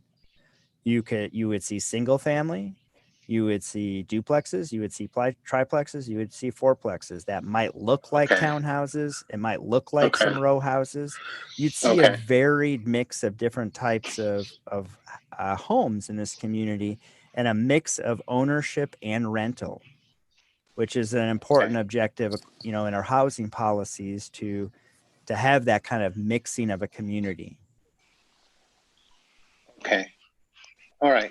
Thank you. Councilmember Jeff- Stearns has raised his hand. Okay, Councilmember Stearns, hang on just a second. So Jeff, just a follow-up comment on Councilmember J. Rogers' point. And you mentioned the diverse community it would raise by doing this. It's also important to recognize that as this type of housing is brought in, a mixed income development is being created. And that's always the objective. So we are having various levels of income, if you will, in these developments, so we don't kind of take pockets of incomes in exclusive areas. I'll use that term. So this gives us the opportunity to have mixed income development, which is the ideal type of development in today's world. Councilmember Stearns, go ahead. Thank you, Deputy Mayor. Thanks, Jeff. I had a couple questions, and the first was, what is Westport Capital Investments? Do you know who are they?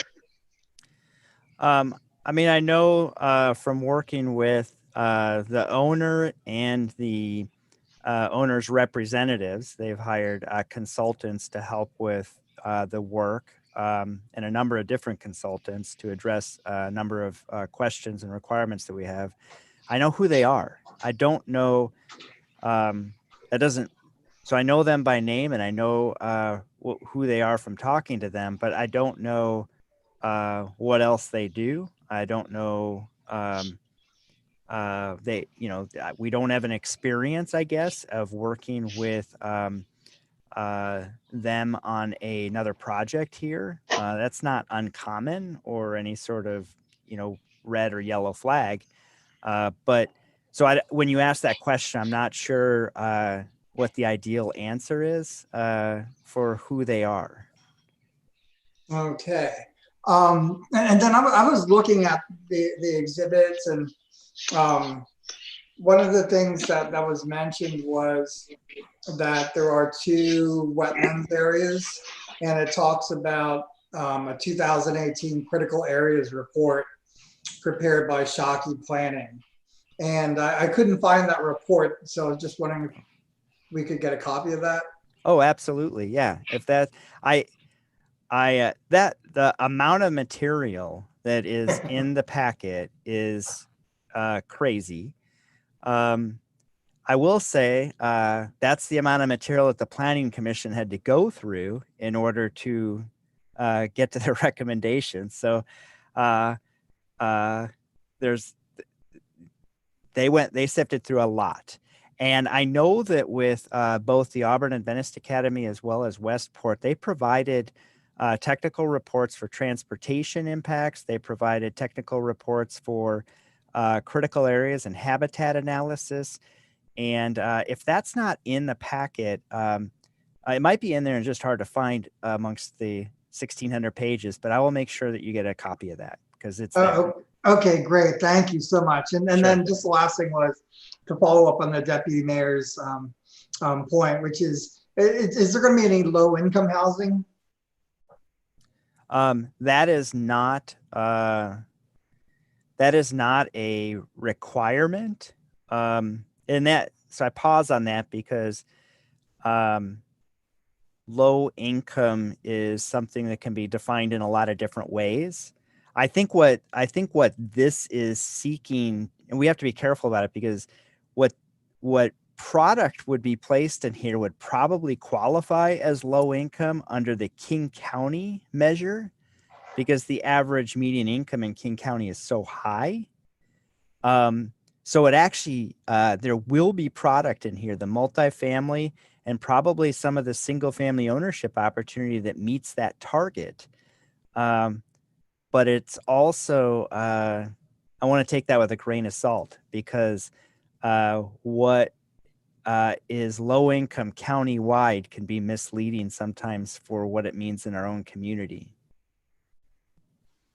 And I think, Jeff, just a quick point on that too. When we look at low income, a lot of times it's defined as those that are rent burdened or mortgage burdened. So those that pay more than 30% of their adjusted gross income, or the AMI. In this case, I think using the term, probably, even though it's a loose term, is the affordable housing, because I think this is what will provide us is more affordable housing, but it also provides a lot of different types of home ownership opportunities, which is very important in the market today. Not just always providing rental units, but providing those opportunities for those who have somewhat of the means to be able to do it in various levels to become homeowners and kind of get on the tax rolls, if you will, that way. Oh, okay. So none of this would be like rental then. It would all be. No, there's rental in there. 128 units would be multifamily rental, and it in all likelihood will hit the target of what King County would classify as affordable or lower income. And any developer these days who's building multifamily is also attempting to secure Washington State Housing Finance tax credits to be able to afford the multifamily development to begin with, which will place it into a program. It's not a program that the city administers, but that is generally what we see. That's what we've seen with the last 2,000 multifamily units that have been built in Auburn. They're all hitting that target. And one of the things that we're not hitting on is ownership opportunity at a house price that is in the 80 to 100% AMI. We see house prices, new houses in Auburn, and not that it has to always be about a new house that people are buying, but new house prices in Auburn, it's hard to find a house that's below $525,000. So what we're really trying to get to is that by allowing fourplexes, let's say, you have an opportunity to get to price points that hit more sectors of affordability for rent and for ownership.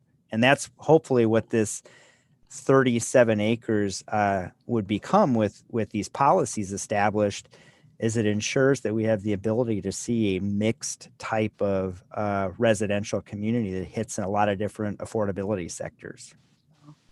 Can I ask one more question? Sure, go ahead. Okay.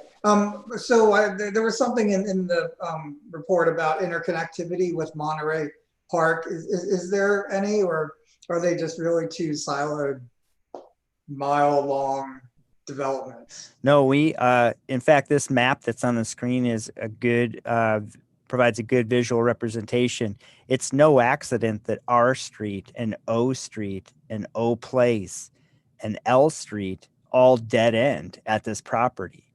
The developers of Monterey Park did not seek to make that road system look the way that it looks. We required as a city to make sure that there's connectivity from big chunks of vacant land to the next big chunk of vacant land. So those become those connection opportunities with Monterey Park. Great, thank you. And Jeff, really quick, just another point. If there are elements of this development that are qualified for or built under the low-income housing tax credit or the tax credit code, there are income requirements for those properties as well. So no different than Coppergate or the villas or the reserve. They all have income requirements for those tenants to meet in order to live in those properties. And unfortunately, they're a little bit higher because we go by the Seattle Bellevue Index for all that. So it just raises it up, but it still qualifies as what they would classify as affordable housing. Yeah, true. Thank you. The last slide, oops, I'm going to go back up, is the second implementing ordinance, which is Ordinance 6804, which would be establishing the school district impact fees for 2021. As I said before, this is something that council is faced with each year. And again, it ties back to the district's capital facilities plan and what they intend or need to develop and build over the next 6 years. And it's important to know in impact fees that it can only pay for growth. So development that occurs in the community is obviously going to lead to demand on all sorts of facilities and infrastructure. So impact fees help fund. They don't pay for it all, but they help fund growth. So districts cannot use the impact fees to fund maintenance and operations of existing facilities. And this chart is something that council is always interested in seeing each year. And it shows the 4 school districts. It's categorized by single family and multifamily. And the chart is intended, and it's in the packet, shows which fees are going up and which fees are going down. And it's an interesting thing to observe over the years because fees go down, and sometimes I think folks might wonder if that happens much, and it does happen. So you can see with single family that Derringer is proposed to go up a little bit. Federal Way is proposed to decline pretty significantly. Kent up a little bit, and Auburn down a little bit. And then you look over on the multifamily side, and of course Derringer is proposing a pretty significant reduction. Federal Way a reduction. Kent a little bit of an increase, and then Auburn. Auburn does their school impact fees a little bit differently than some of the other school districts because they break the fee into the size of multifamily unit, which I think is a fairer measure of impact. Studio apartments probably have less school district impact than 4-bedroom apartments. So there you see a significant difference from a studio to a 4-bedroom unit because of the level of impact. And you can see how those fees are proposed to change, and you are seeing some increases there. Although I would note that it's hard when you look at the different school districts. There's such a varied amount of money from one district to the next for the type of dwelling unit that's being built. You'll see that Federal Way and Auburn are close in terms of a 4-bedroom unit, but Federal Way is also charging that amount for a studio. So it doesn't break down the same way. Again, the formula for developing these fees is not arbitrary. It's very complex, and it does relate back to the amount of growth that's occurring and the strain on the school district to keep up with that growth, to either build new schools or add portables at existing schools or do whatever they have to do to increase capacity to serve the growth that's occurring in the community. So my next slide asks if there's any questions. That is the last slide. I'll pause here because there may be questions on this one. Councilmember J. Raj has raised his hand. Councilmember J. Raj, go ahead. Thank you, Deputy Mayor, and thank you, Jeff. So the difference between Kent and Auburn, is it because we've got more school districts here?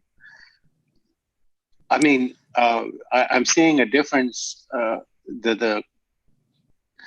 The amount of impact fee is considerable compared to even Kent and ourselves. Yeah. So when saying that, one thing that may get, I don't know if this is answering the question, but one thing that may get a little confusing is just that the cities and the districts share the same name. So I do want to call out that when we're looking at Auburn and Kent here, Kent school, that's Kent School District. And no matter where the Kent School District is and it crosses multiple cities, that's the fee that they would be proposing. And so when you see Auburn, it's not the city of Auburn, it's the Auburn School District that is suggesting that fee be charged. Now, why are they so different? That is probably a harder question. It probably relates to the fact that Kent has a very large multifamily inventory already. And we've seen a lot of multifamily growth in Auburn in the last 5 years. I mentioned before that, 2,000 units or so in the last 5 years, which has brought in a significant student population. And so some of it relates back to the growth that's occurring in the community. and the fact that we're just seeing a lot more multifamily growth right now. And it's having a strain on the school district. Okay, I get that. But here again, I want to go back to Kent is a bigger city than us, and it's got a larger population, and they probably have got a much more strain on their city itself. So I'm still trying to wrap my head around why we are charging more. Yeah, and I can attempt to provide some, realize that when the district develops its capital facilities plan and it develops its fee, they do that on their own, and then they transmit it to the city for the city to consider it. So I apologize if I don't know the technical or the calculation formulas behind the scenes that each district uses when they hire their consultants to prepare their 6-year capital facility plan. I can get more information. I mean, the plans themselves are in the packet, but I realize that you don't want to probably wade through 4 different capital facility plans and try to dissect the mathematical formula for each one of those. So I can dig into that question a little deeper of why Kent and Auburn are so different. Mayor Backus has a comment. Okay. So I don't mean to, Jeff has far better background on this than I do, but Councilmember Jayraj, I'm thinking that it's not the cities, it's not us charging, right? So if there is building that takes place within the Derringer School District, within the city of Auburn, we are the pass-through for those impact fees to be then delivered on to the Derringer School District. But what it could mean and why there are discrepancies or differences between those fees is because each one of these school districts is identifying how much more it's going to cost them in capital when you have this new growth coming in, right? So in the Derringer School District, there may not be a great deal of space, or they may not have a lot of zoning for multifamily. And so, or they have not had the experience that with multifamily, they have a significant number of school-aged students that move into that type of housing. And it also could mean that there is overcrowding at some of the schools when you see the larger fees being requested. It's that perhaps there are not enough schools available if there is a significant amount of growth, like for the Auburn School District, for a 4+ bedroom, that seems incredibly significant to have over $16,000 per unit. But the experiences that they've had is that when you have multifamily, opportunities for housing, there are more students, and that requires additional capital funds to be available to build more schools. And I see the look on your face is that I'm not explaining this very well to you, but it just is the calculations that they make, and there is not any one set calculation that they do. They look at all of their capital needs. If they have X many more multifamily units going in, what is that going to do to their boundary lines per school, right? Does that overcrowd the schools, and does that mean they then have to consider additional schools in their capital plan? So while it looks incredibly expensive, it's all of their calculations that they have been doing to identify how they are going to best serve the students that are associated with any one of those multifamily properties. I get it. I see what you're saying, but with COVID, a lot of people are going to be out of a job, and this is where my concern is. With the price tag going up, are they going to be able to afford it? Is the big question that I'm going to be asking. So remember, this is typically for rental units. So if you are going to have a multifamily project, it's probably not being built by any one individual. It's being built by a corporation. And that will play into what they charge for rent, but it's not one individual person that's paying that fee.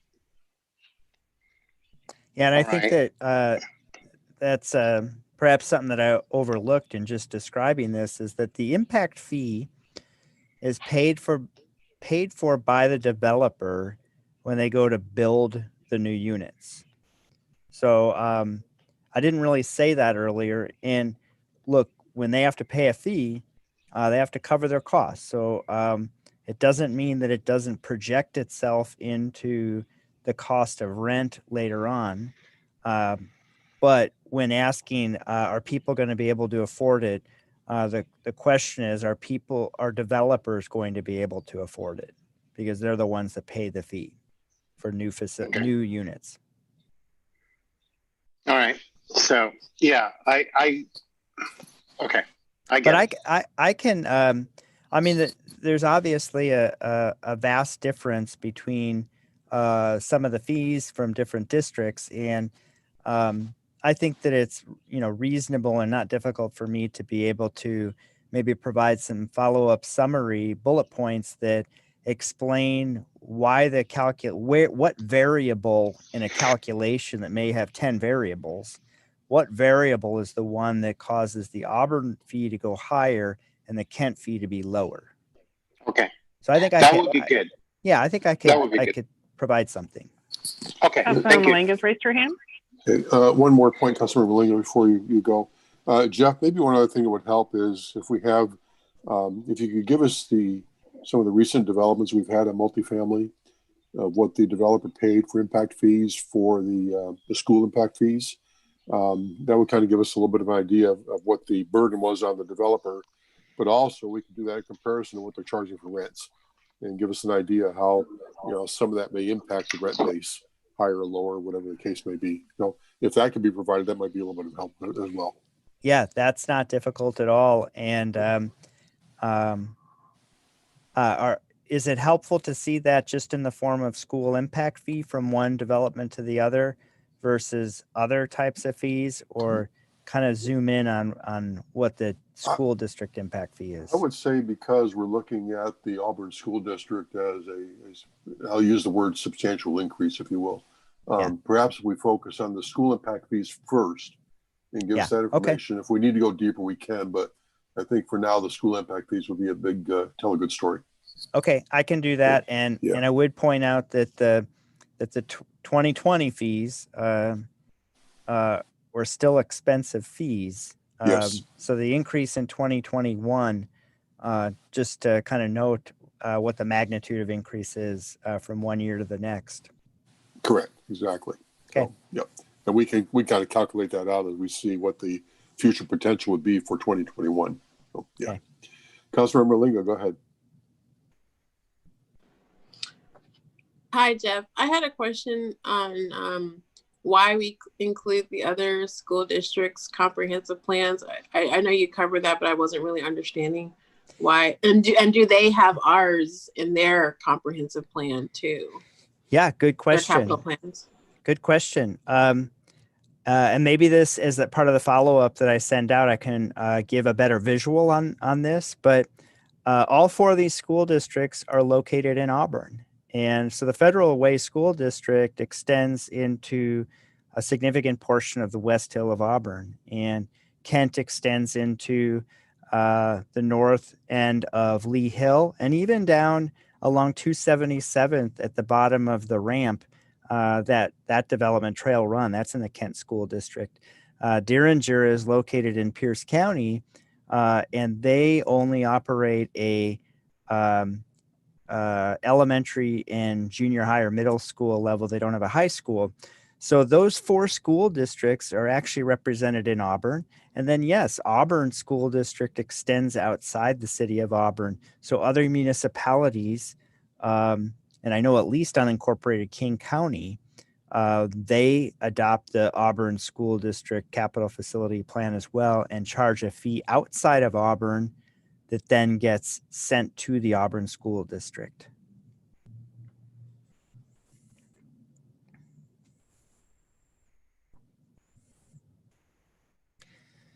So that is the last slide. I'm happy to go backwards or answer any other questions. I realize there's a lot of material in the packet. Some of the packet, when you go through it, looks like you're seeing the same thing repeat itself. And part of that is because you're seeing exhibits that would attach to the council's action as well as the planning commission binders. So some of that might look like it's duplicating, but that's why. So it's kind of a challenge to go through all of that material. I recognize. I do want to emphasize that the Planning Commission, as always, does a really good job of trying to pass along a recommendation that's well thought out and takes in public input and their deliberations. So our recommendation is to move forward with the 3 ordinances to the council agenda on December 7th. Because next week is not a council meeting, so there's a couple weeks. So if there are questions that I can answer now or follow-up information I can provide, I'd be happy to. I don't have a question. I'm sorry, Deputy No, Mayor. go ahead. Okay, I don't have a question. I want to thank Jeff for being so thorough on reviewing this packet because there was a lot to read. And I remember serving on the Planning Commission, how much we had to really look at everything that we needed to make sure that we were sending to council. So I want to thank them also for their hard work and their input in this and always being so thorough. So thank you for your hard work and a great report. I'll pass that on to Planning Commission. Thank you. Any other questions for Jeff, Council?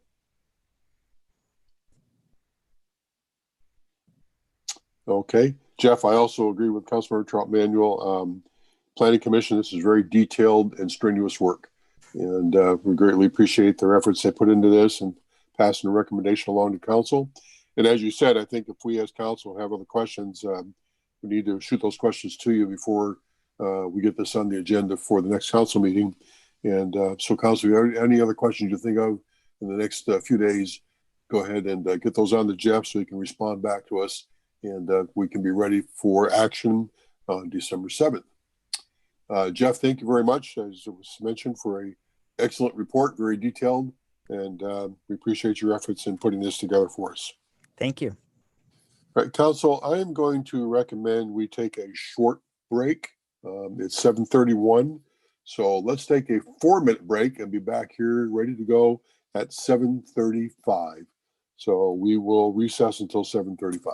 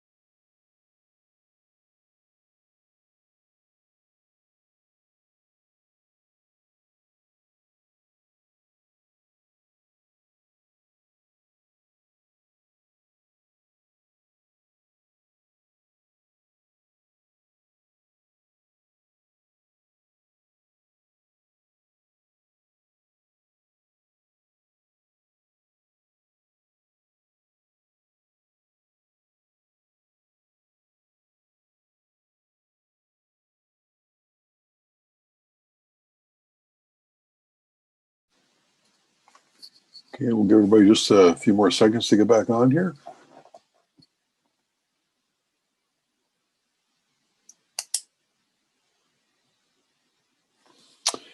Okay, let's go ahead and we'll call the meeting back to order. And at this time, our agenda item is the finance, technology, and economic development discussion items. And for that portion of the agenda, I'll turn the meeting over to Councilmember Baggett.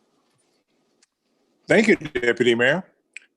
We have two finance-related discussion items this evening. One pertains to Ordinance 6805, which is a proposed budget amendment number 8 to the City of Auburn 2019-2020 biennial budget. The second item is the third quarter 2020 financial report through September of this year. So with that, I think I'll turn this over to Director Thomas. Take it away, Jamie. Thank you. Good evening, Council and Mayor. I'm Jamie Thomas, I'm Finance Director, and I'm going to start with the 2020 budget amendments. I'm going to see if I can get my screen share to work as slick as Jeff did, but I'm not.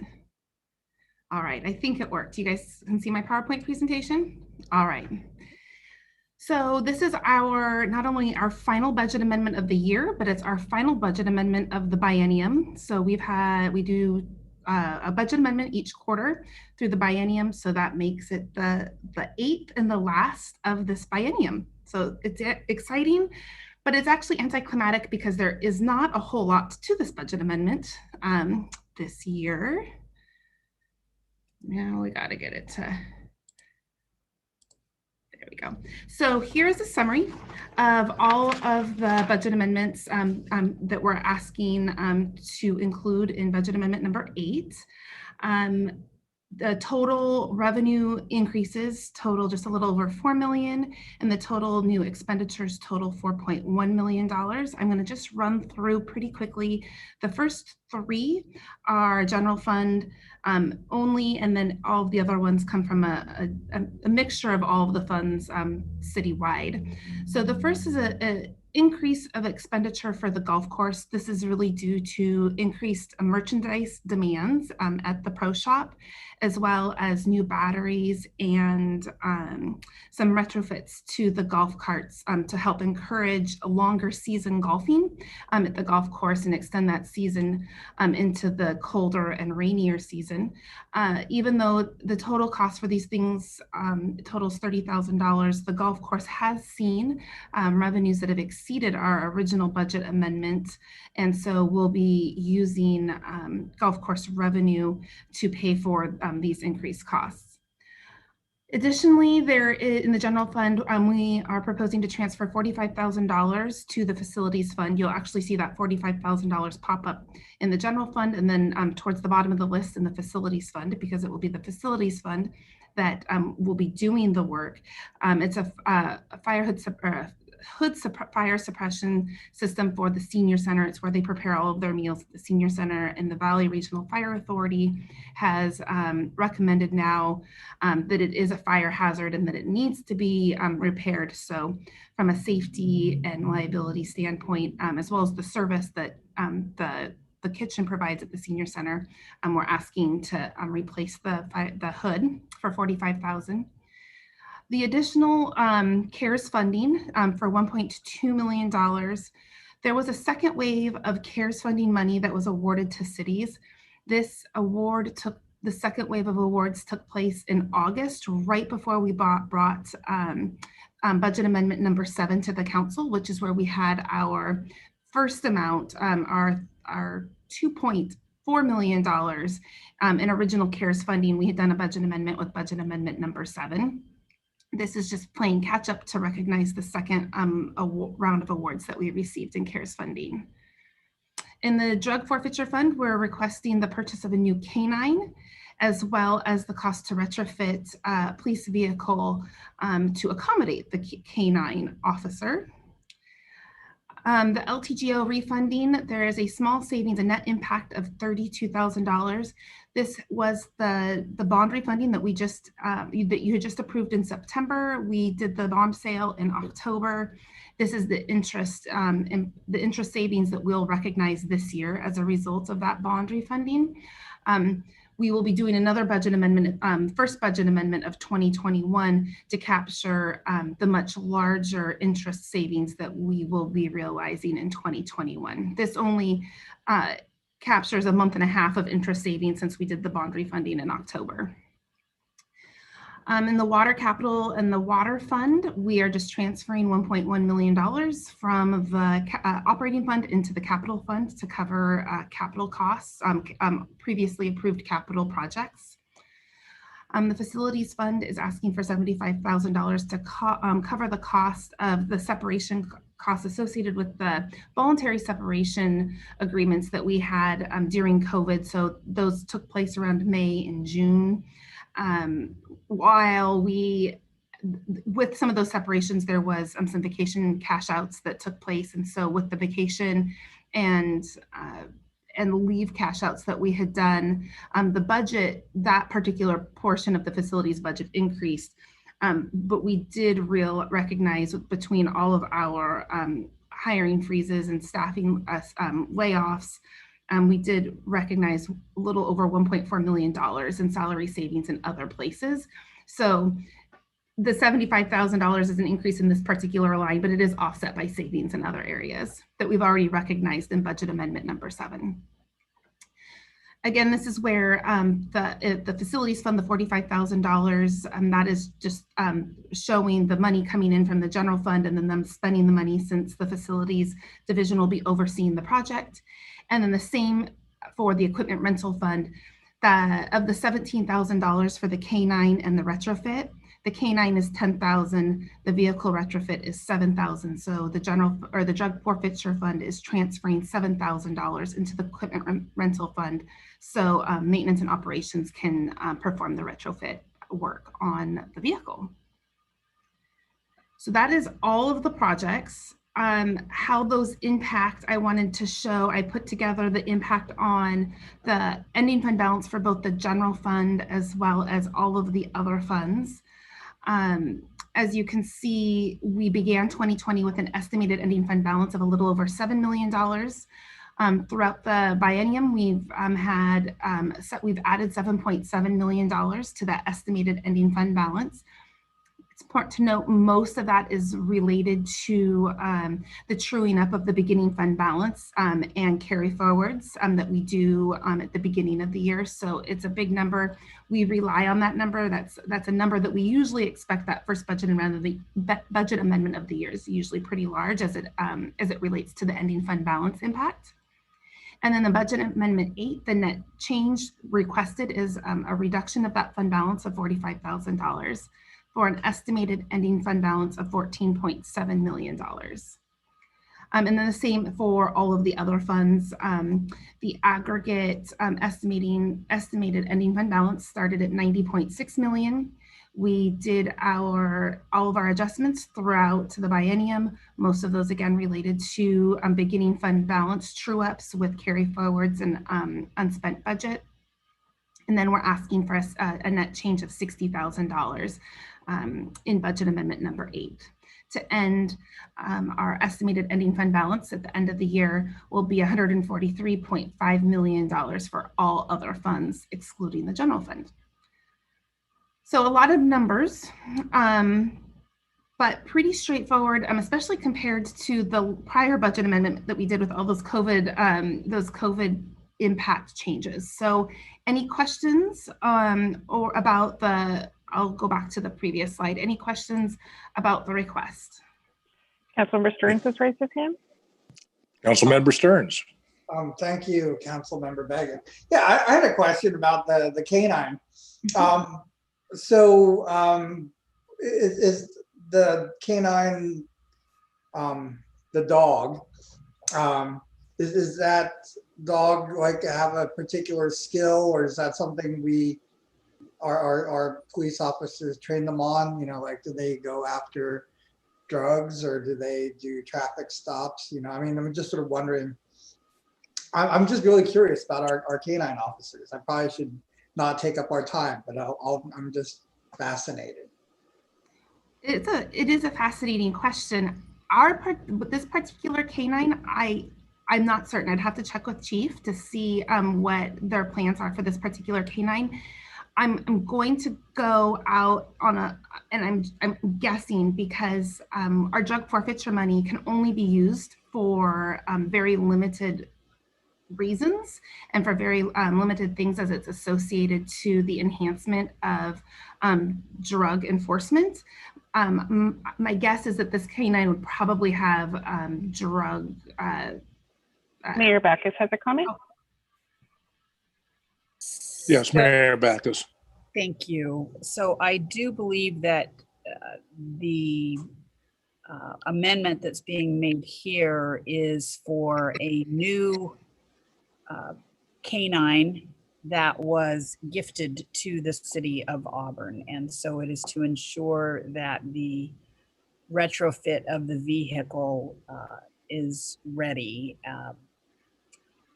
And we will be announcing the new canine officer, the handler, very soon. But this was a dog that was gifted to the city of Auburn that had already been trained, which is a significant cost savings. And then our police department and other handlers in the area put the dog through all of the tests to ensure that it was going to be an appropriate dog for service use in the city of Auburn. So that was a very generous gift that we were given, because typically it's well over $10,000 to have a trained canine dog for a city. That's pretty cool. Thank you. Councilmember Jayraj has raised his hand.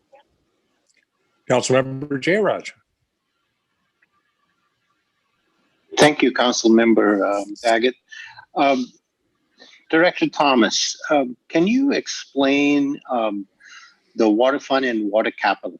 I see that there's a transfer to capital.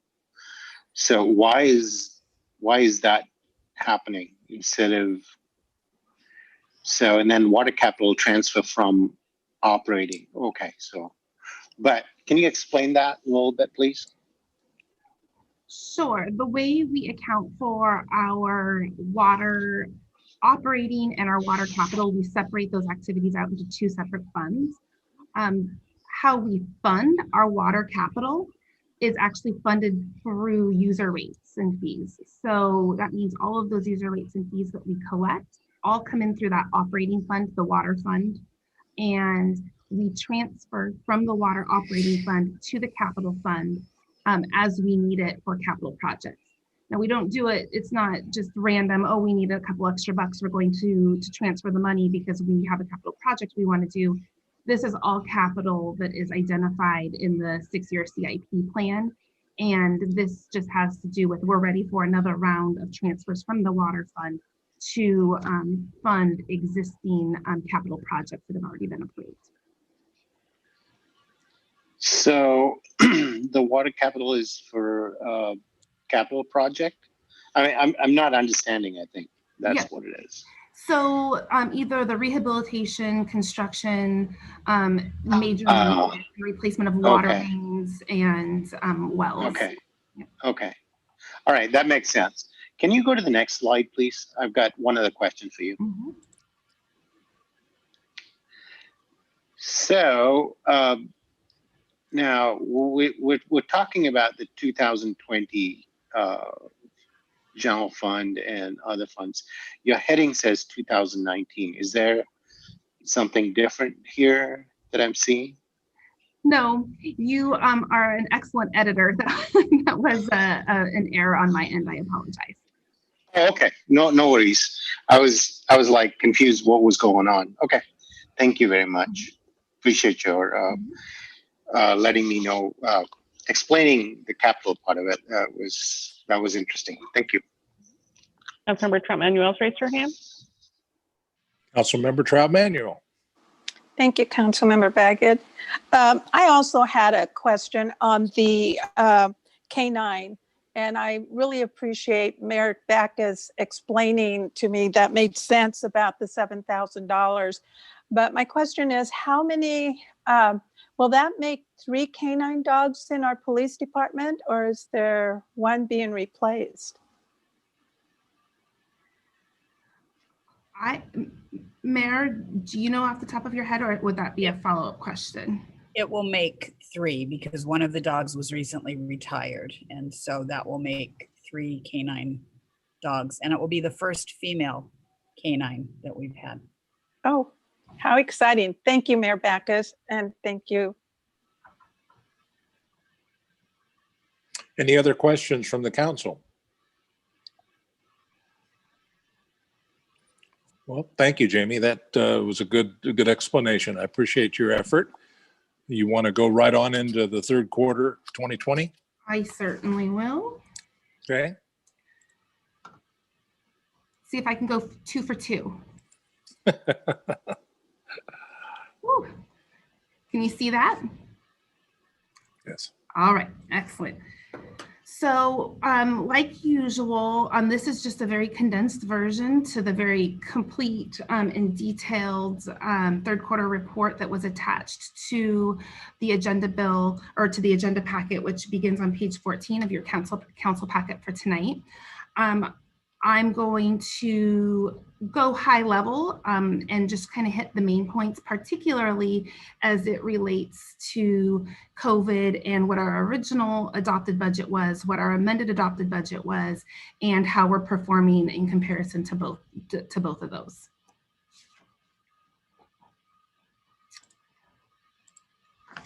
So just a quick recap of the COVID-19 and how that impacted our budget. Now, I've only listed the revenue sources here that we identified as having a COVID impact, and we made a subsequent budget reduction to. So the $46.6 million that you see at the bottom of the original budget is not inclusive of all of our revenues, just the general fund revenues that had a COVID impact.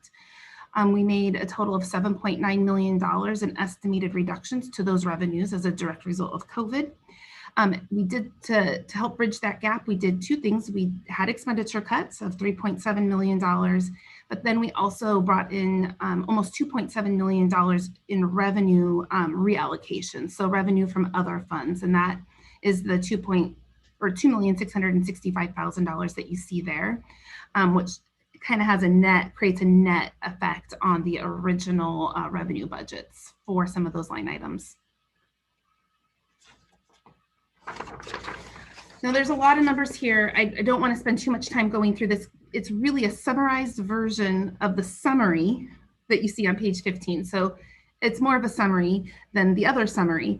But what I wanted to point out when you're looking at that, the more detailed version, is to know that the column that you see, the annual budget, that it does reflect the amendments that we made and budget amendment number 7. So all of the COVID adjustments are reflected in the annual budget. And these the other columns are just a comparison to what our amended budget was, not what our original 2020 budget was. So then if you scoot on over to the blue highlighted column, that is just our variance to how we're currently performing to what our amended budget was. And as you can see, both on the revenue and the expenditure side, we're performing favorably. So we are outperforming our revenues, our amended budgeted revenues, and we're outperforming our outperforming makes it sound like we're overspending. We're actually underspending compared to our original, our amended expenditures. But I also then want to point you to the next column over, which is the variance compared to 2019. And in almost every single category, we're actually underperforming 2019. So although, yes, it looks good, we were very conservative, and we were able to bridge the gap for 2020 and be proactive for 2020. That variance to 2019 is really reflective of the revenue performance that we've had compared to 2019, and really an indication of the recession that we had been planning for into late 2020 and into 2021. As far as the expenditures go, we spent less across all of the actual individual departments, and that was compared to 2019, and that is really a reflection of us going through and making every cut that we could, and it's also a reflection of the hiring freezes, the furloughs, and the reduction in VIVA contributions as well. Our non-departmental category and our SCORE category, which is our jailing services, we did spend more this year than we did prior years. Those are really all costs that we don't have control over. We're told to pay them if we want to continue maintaining those services. So we didn't have as much control over those two things as we did our individual department budgets. So going into a closer detail of the actual individual revenue accounts, I'm going to jump into sales tax because I think that one is the big one. That's where we had the biggest estimated reductions. And in fact, we did beginning in April when we first started seeing the reduction or the impacts to COVID. And it was kind of unexpected because there's a 2-month delay, and that April activity or that April report actually reflects February activity, and COVID hadn't hit in February. And what we had come to realize is that it was just a lot of businesses were closed and they weren't actually filing their sales tax reports. So there was a little bit of a catch up then in subsequent months with those businesses that had underreported their February activity. They ended up reporting and paying their February activity in subsequent months. So on the left-hand side, you can see our original budget year to date. So this isn't for the entire year, just our year to date modeling. We had estimated originally to have $13.9 million by the end of September. We amended that to 11.2, and actually so far we're at 13.7. So we're almost on target with what our original year-to-date budget was, and we're $100,000 behind 2019 year-to-date at this time, which is great. But I'm going to show you a breakdown of our sales tax categories to help add a little bit more context to what's going on in the sales tax arena. Really, we're down a little less than $200,000 compared to 2019. And the reason for that is almost entirely construction. So we have several large projects taking place right now in the city. Several of them are schools, so they're very large capital projects. And of the of the actual $2.1 million that we've collected year to date, almost half of that comes from just 4 general contractors in the city, doing work in the city right now. So it's just remembering that these are generally one-time in nature revenues that we get for large construction projects. Yeah, we always have we can always rely on having a couple of large construction projects taking place, but the fact that we have multiple right now is really helping carry the shortages that we're having in other categories. So we want to be continuing to think about this when we're doing our recession planning in 2021 and 2022, and really watching these. You can see manufacturing is struggling year to date this year, as well as wholesaling. Automotive is down $290,000. They're actually slowly recovering. They've been slowly recovering each month since they were able to open back up at the beginning of May. They took such a large hit in being closed down for almost 2 full months. We're really trying to recover from those losses in those couple of months that the dealerships were closed. Since they've reopened, our year-to-year comparisons each month have been better than they were prior year, just not strong enough to offset that decrease, that lost revenue for March and April. As far as services, I want to point out we're down 169,000 total in that broad category, but in that category is our food services. So those are our restaurants, and they're down within that category. It's one of the categories that roll up into that 169,000. They're down $500,000 as just an individual category from the prior year, 2019. So it's really an indication that our restaurants are struggling and have been and continue to in 2020. Retail service, I skipped retail services. It's down $3,635. Really what's carrying this category is home improvement, online sales, and grocery sales. So those three categories are really outperforming themselves from prior years and offsetting the losses that we're seeing in other retail categories. Before I move on to the next revenue source, did anybody have questions about sales tax? Okay. So this is criminal justice sales tax. It's similar. It's actually sales tax collected by the state. They have an algorithm for how they distribute the criminal justice sales tax portion back to cities based on crime rates. But in general, it follows the same principle as our sales tax that we're collecting in our city.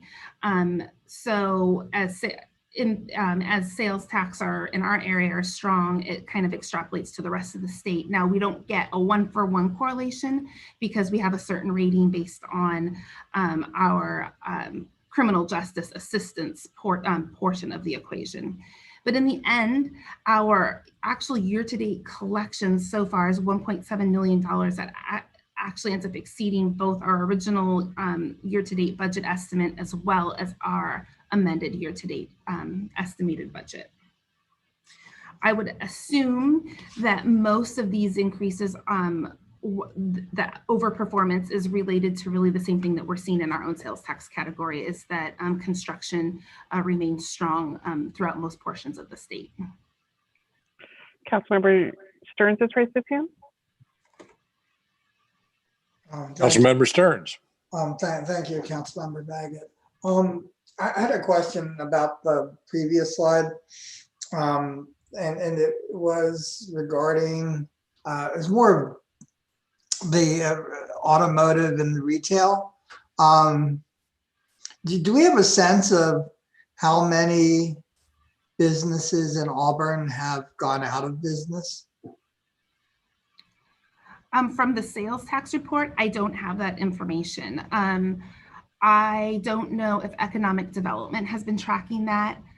One of the things that I'm watching closely is our business license renewals that take place in December, will start taking place in December.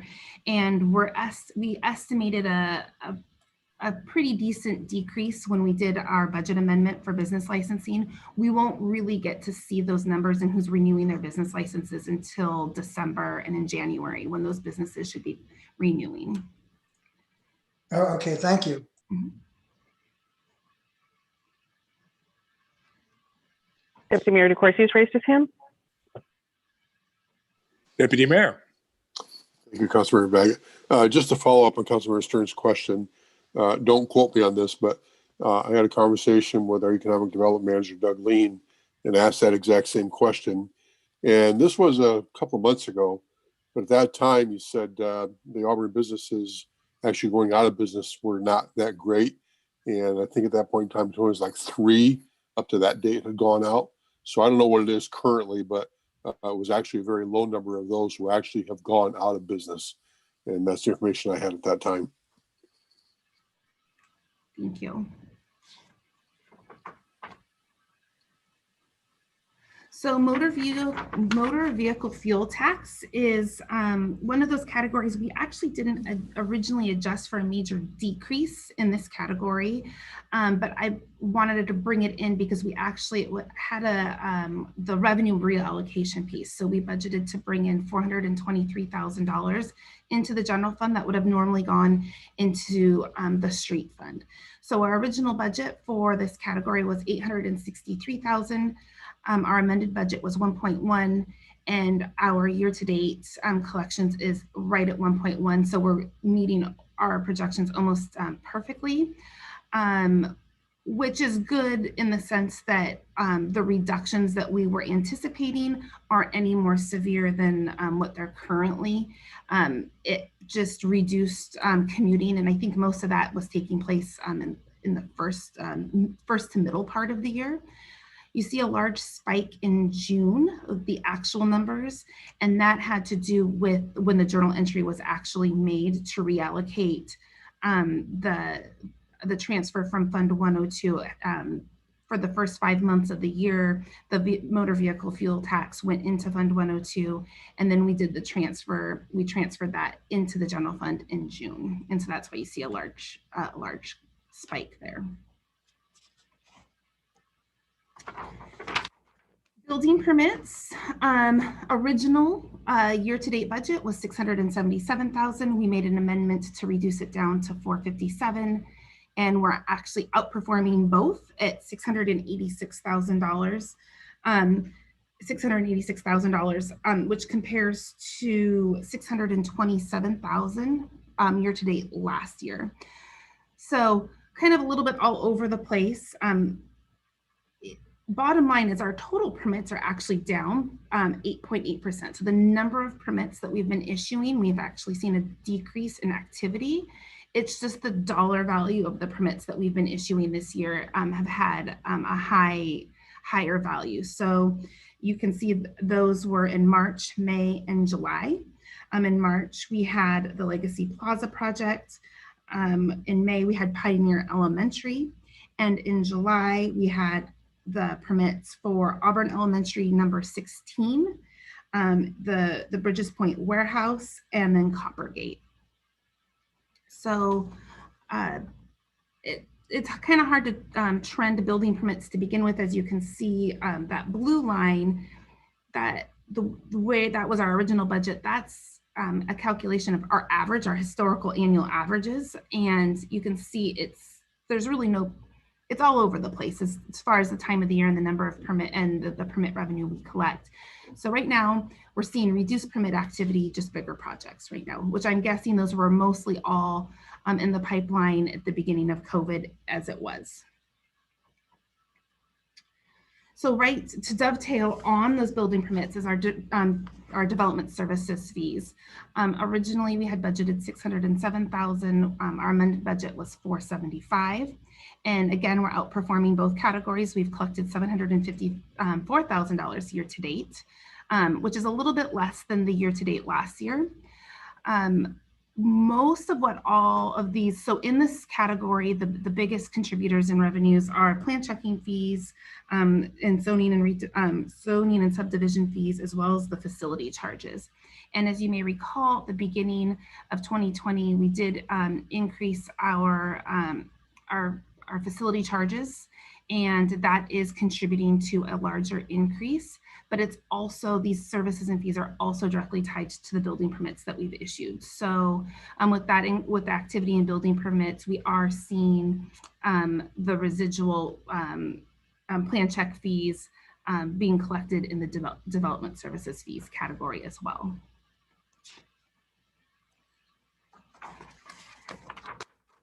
Culture and recreation.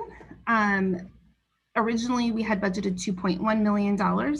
And this includes the golf course as well. Our amended year-to-date collections was $847,000, and we have collected year-to-date $1.3 million. So we're doing really well in comparison to what we had amended, and most of that is the golf course. So even though we're performing very strongly right now, I still expect we'll end the year off ahead of what our amended budget was, maybe not as strong of a difference by the time we get to December, only because this is going to be the time of the year our revenues at the golf course will just start to decrease a little bit with the weather and the daylight.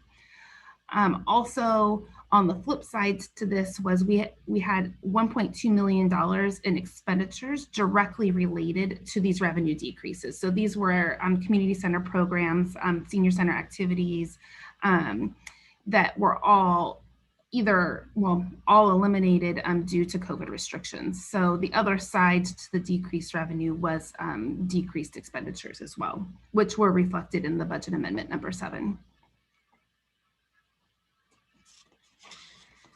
So a couple of other revenues that had impacts on the general fund are utility taxes. We reduced utility taxes by $520,000.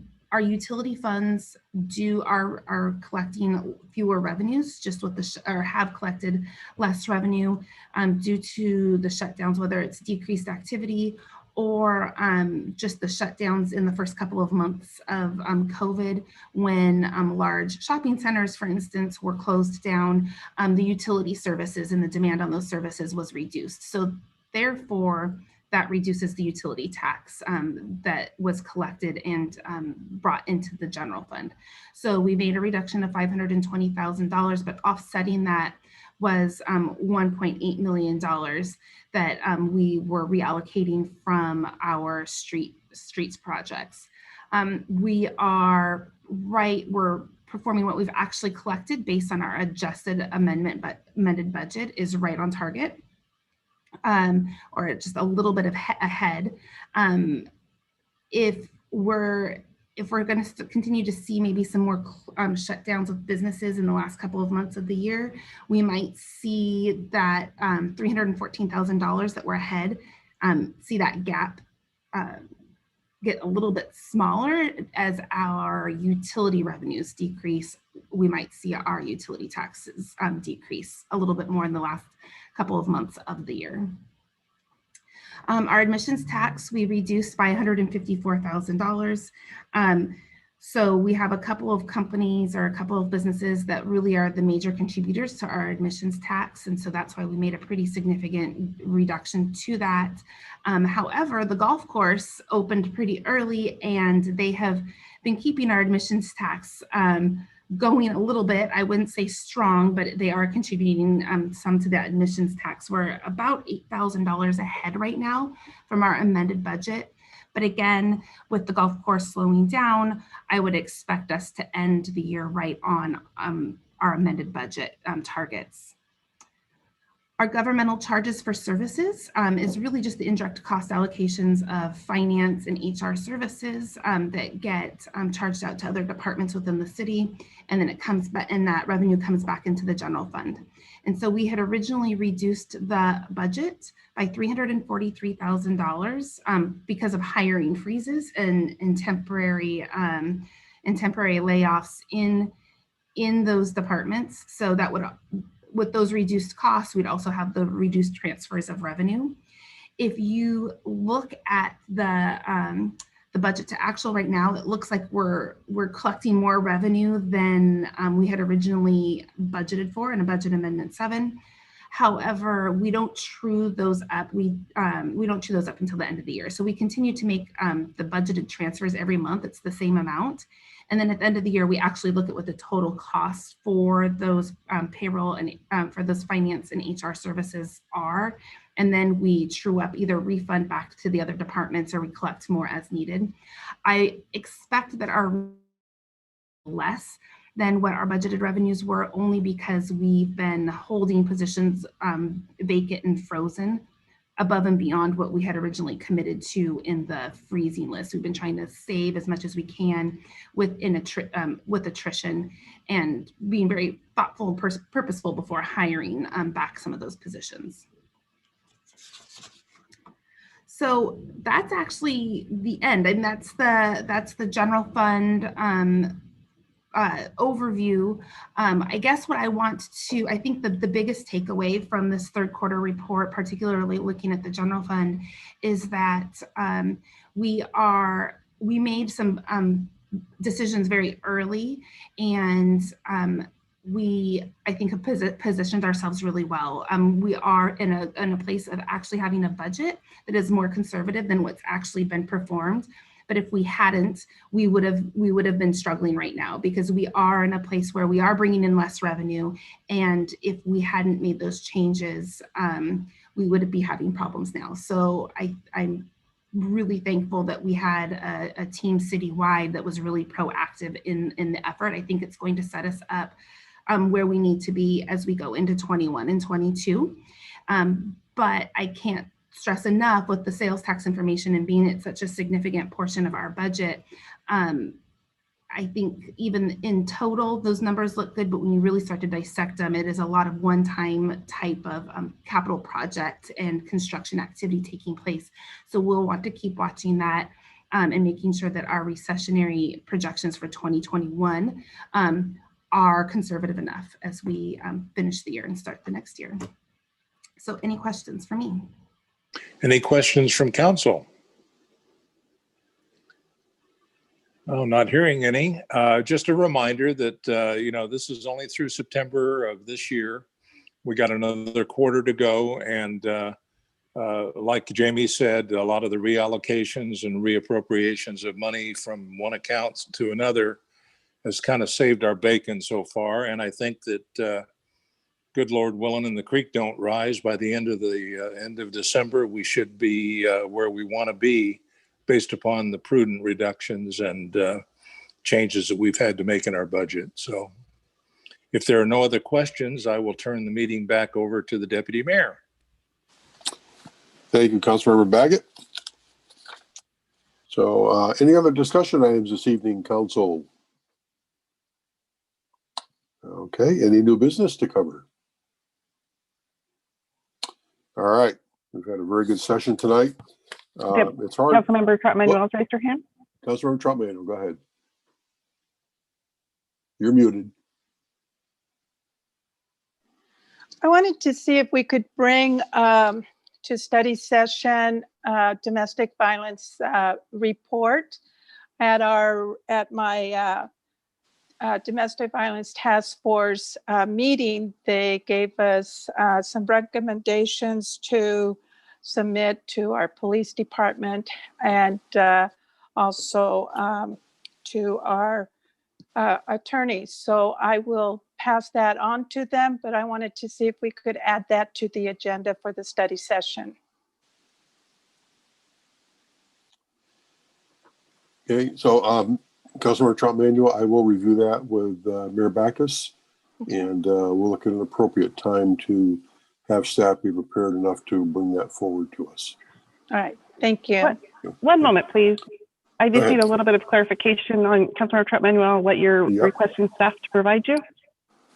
No, I don't want them to provide me.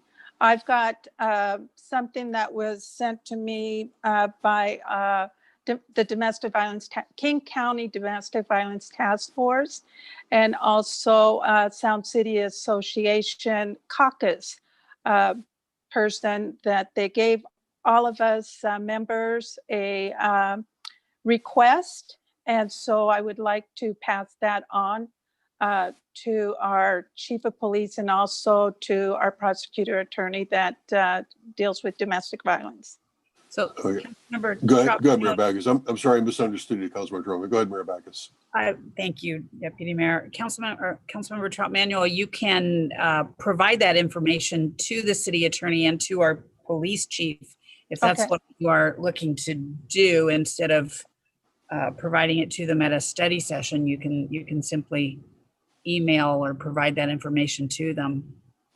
Okay, I will do that then. So I'll take back to bringing it to a study session. All right, thank you. Any other new business to cover tonight, Council?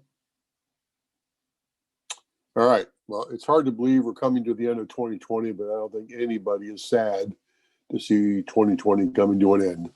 So with that, everyone have a wonderful and very safe Thanksgiving with your immediate families and those in your household. And as always, as we recommend, wear your mask, stay safe, and as Councilmember J. Rod just did, wash your hands, socially distance, elbow bump, and all that other good stuff. And thank you for a great meeting. Everybody want to have a wonderful night, and we are adjourned.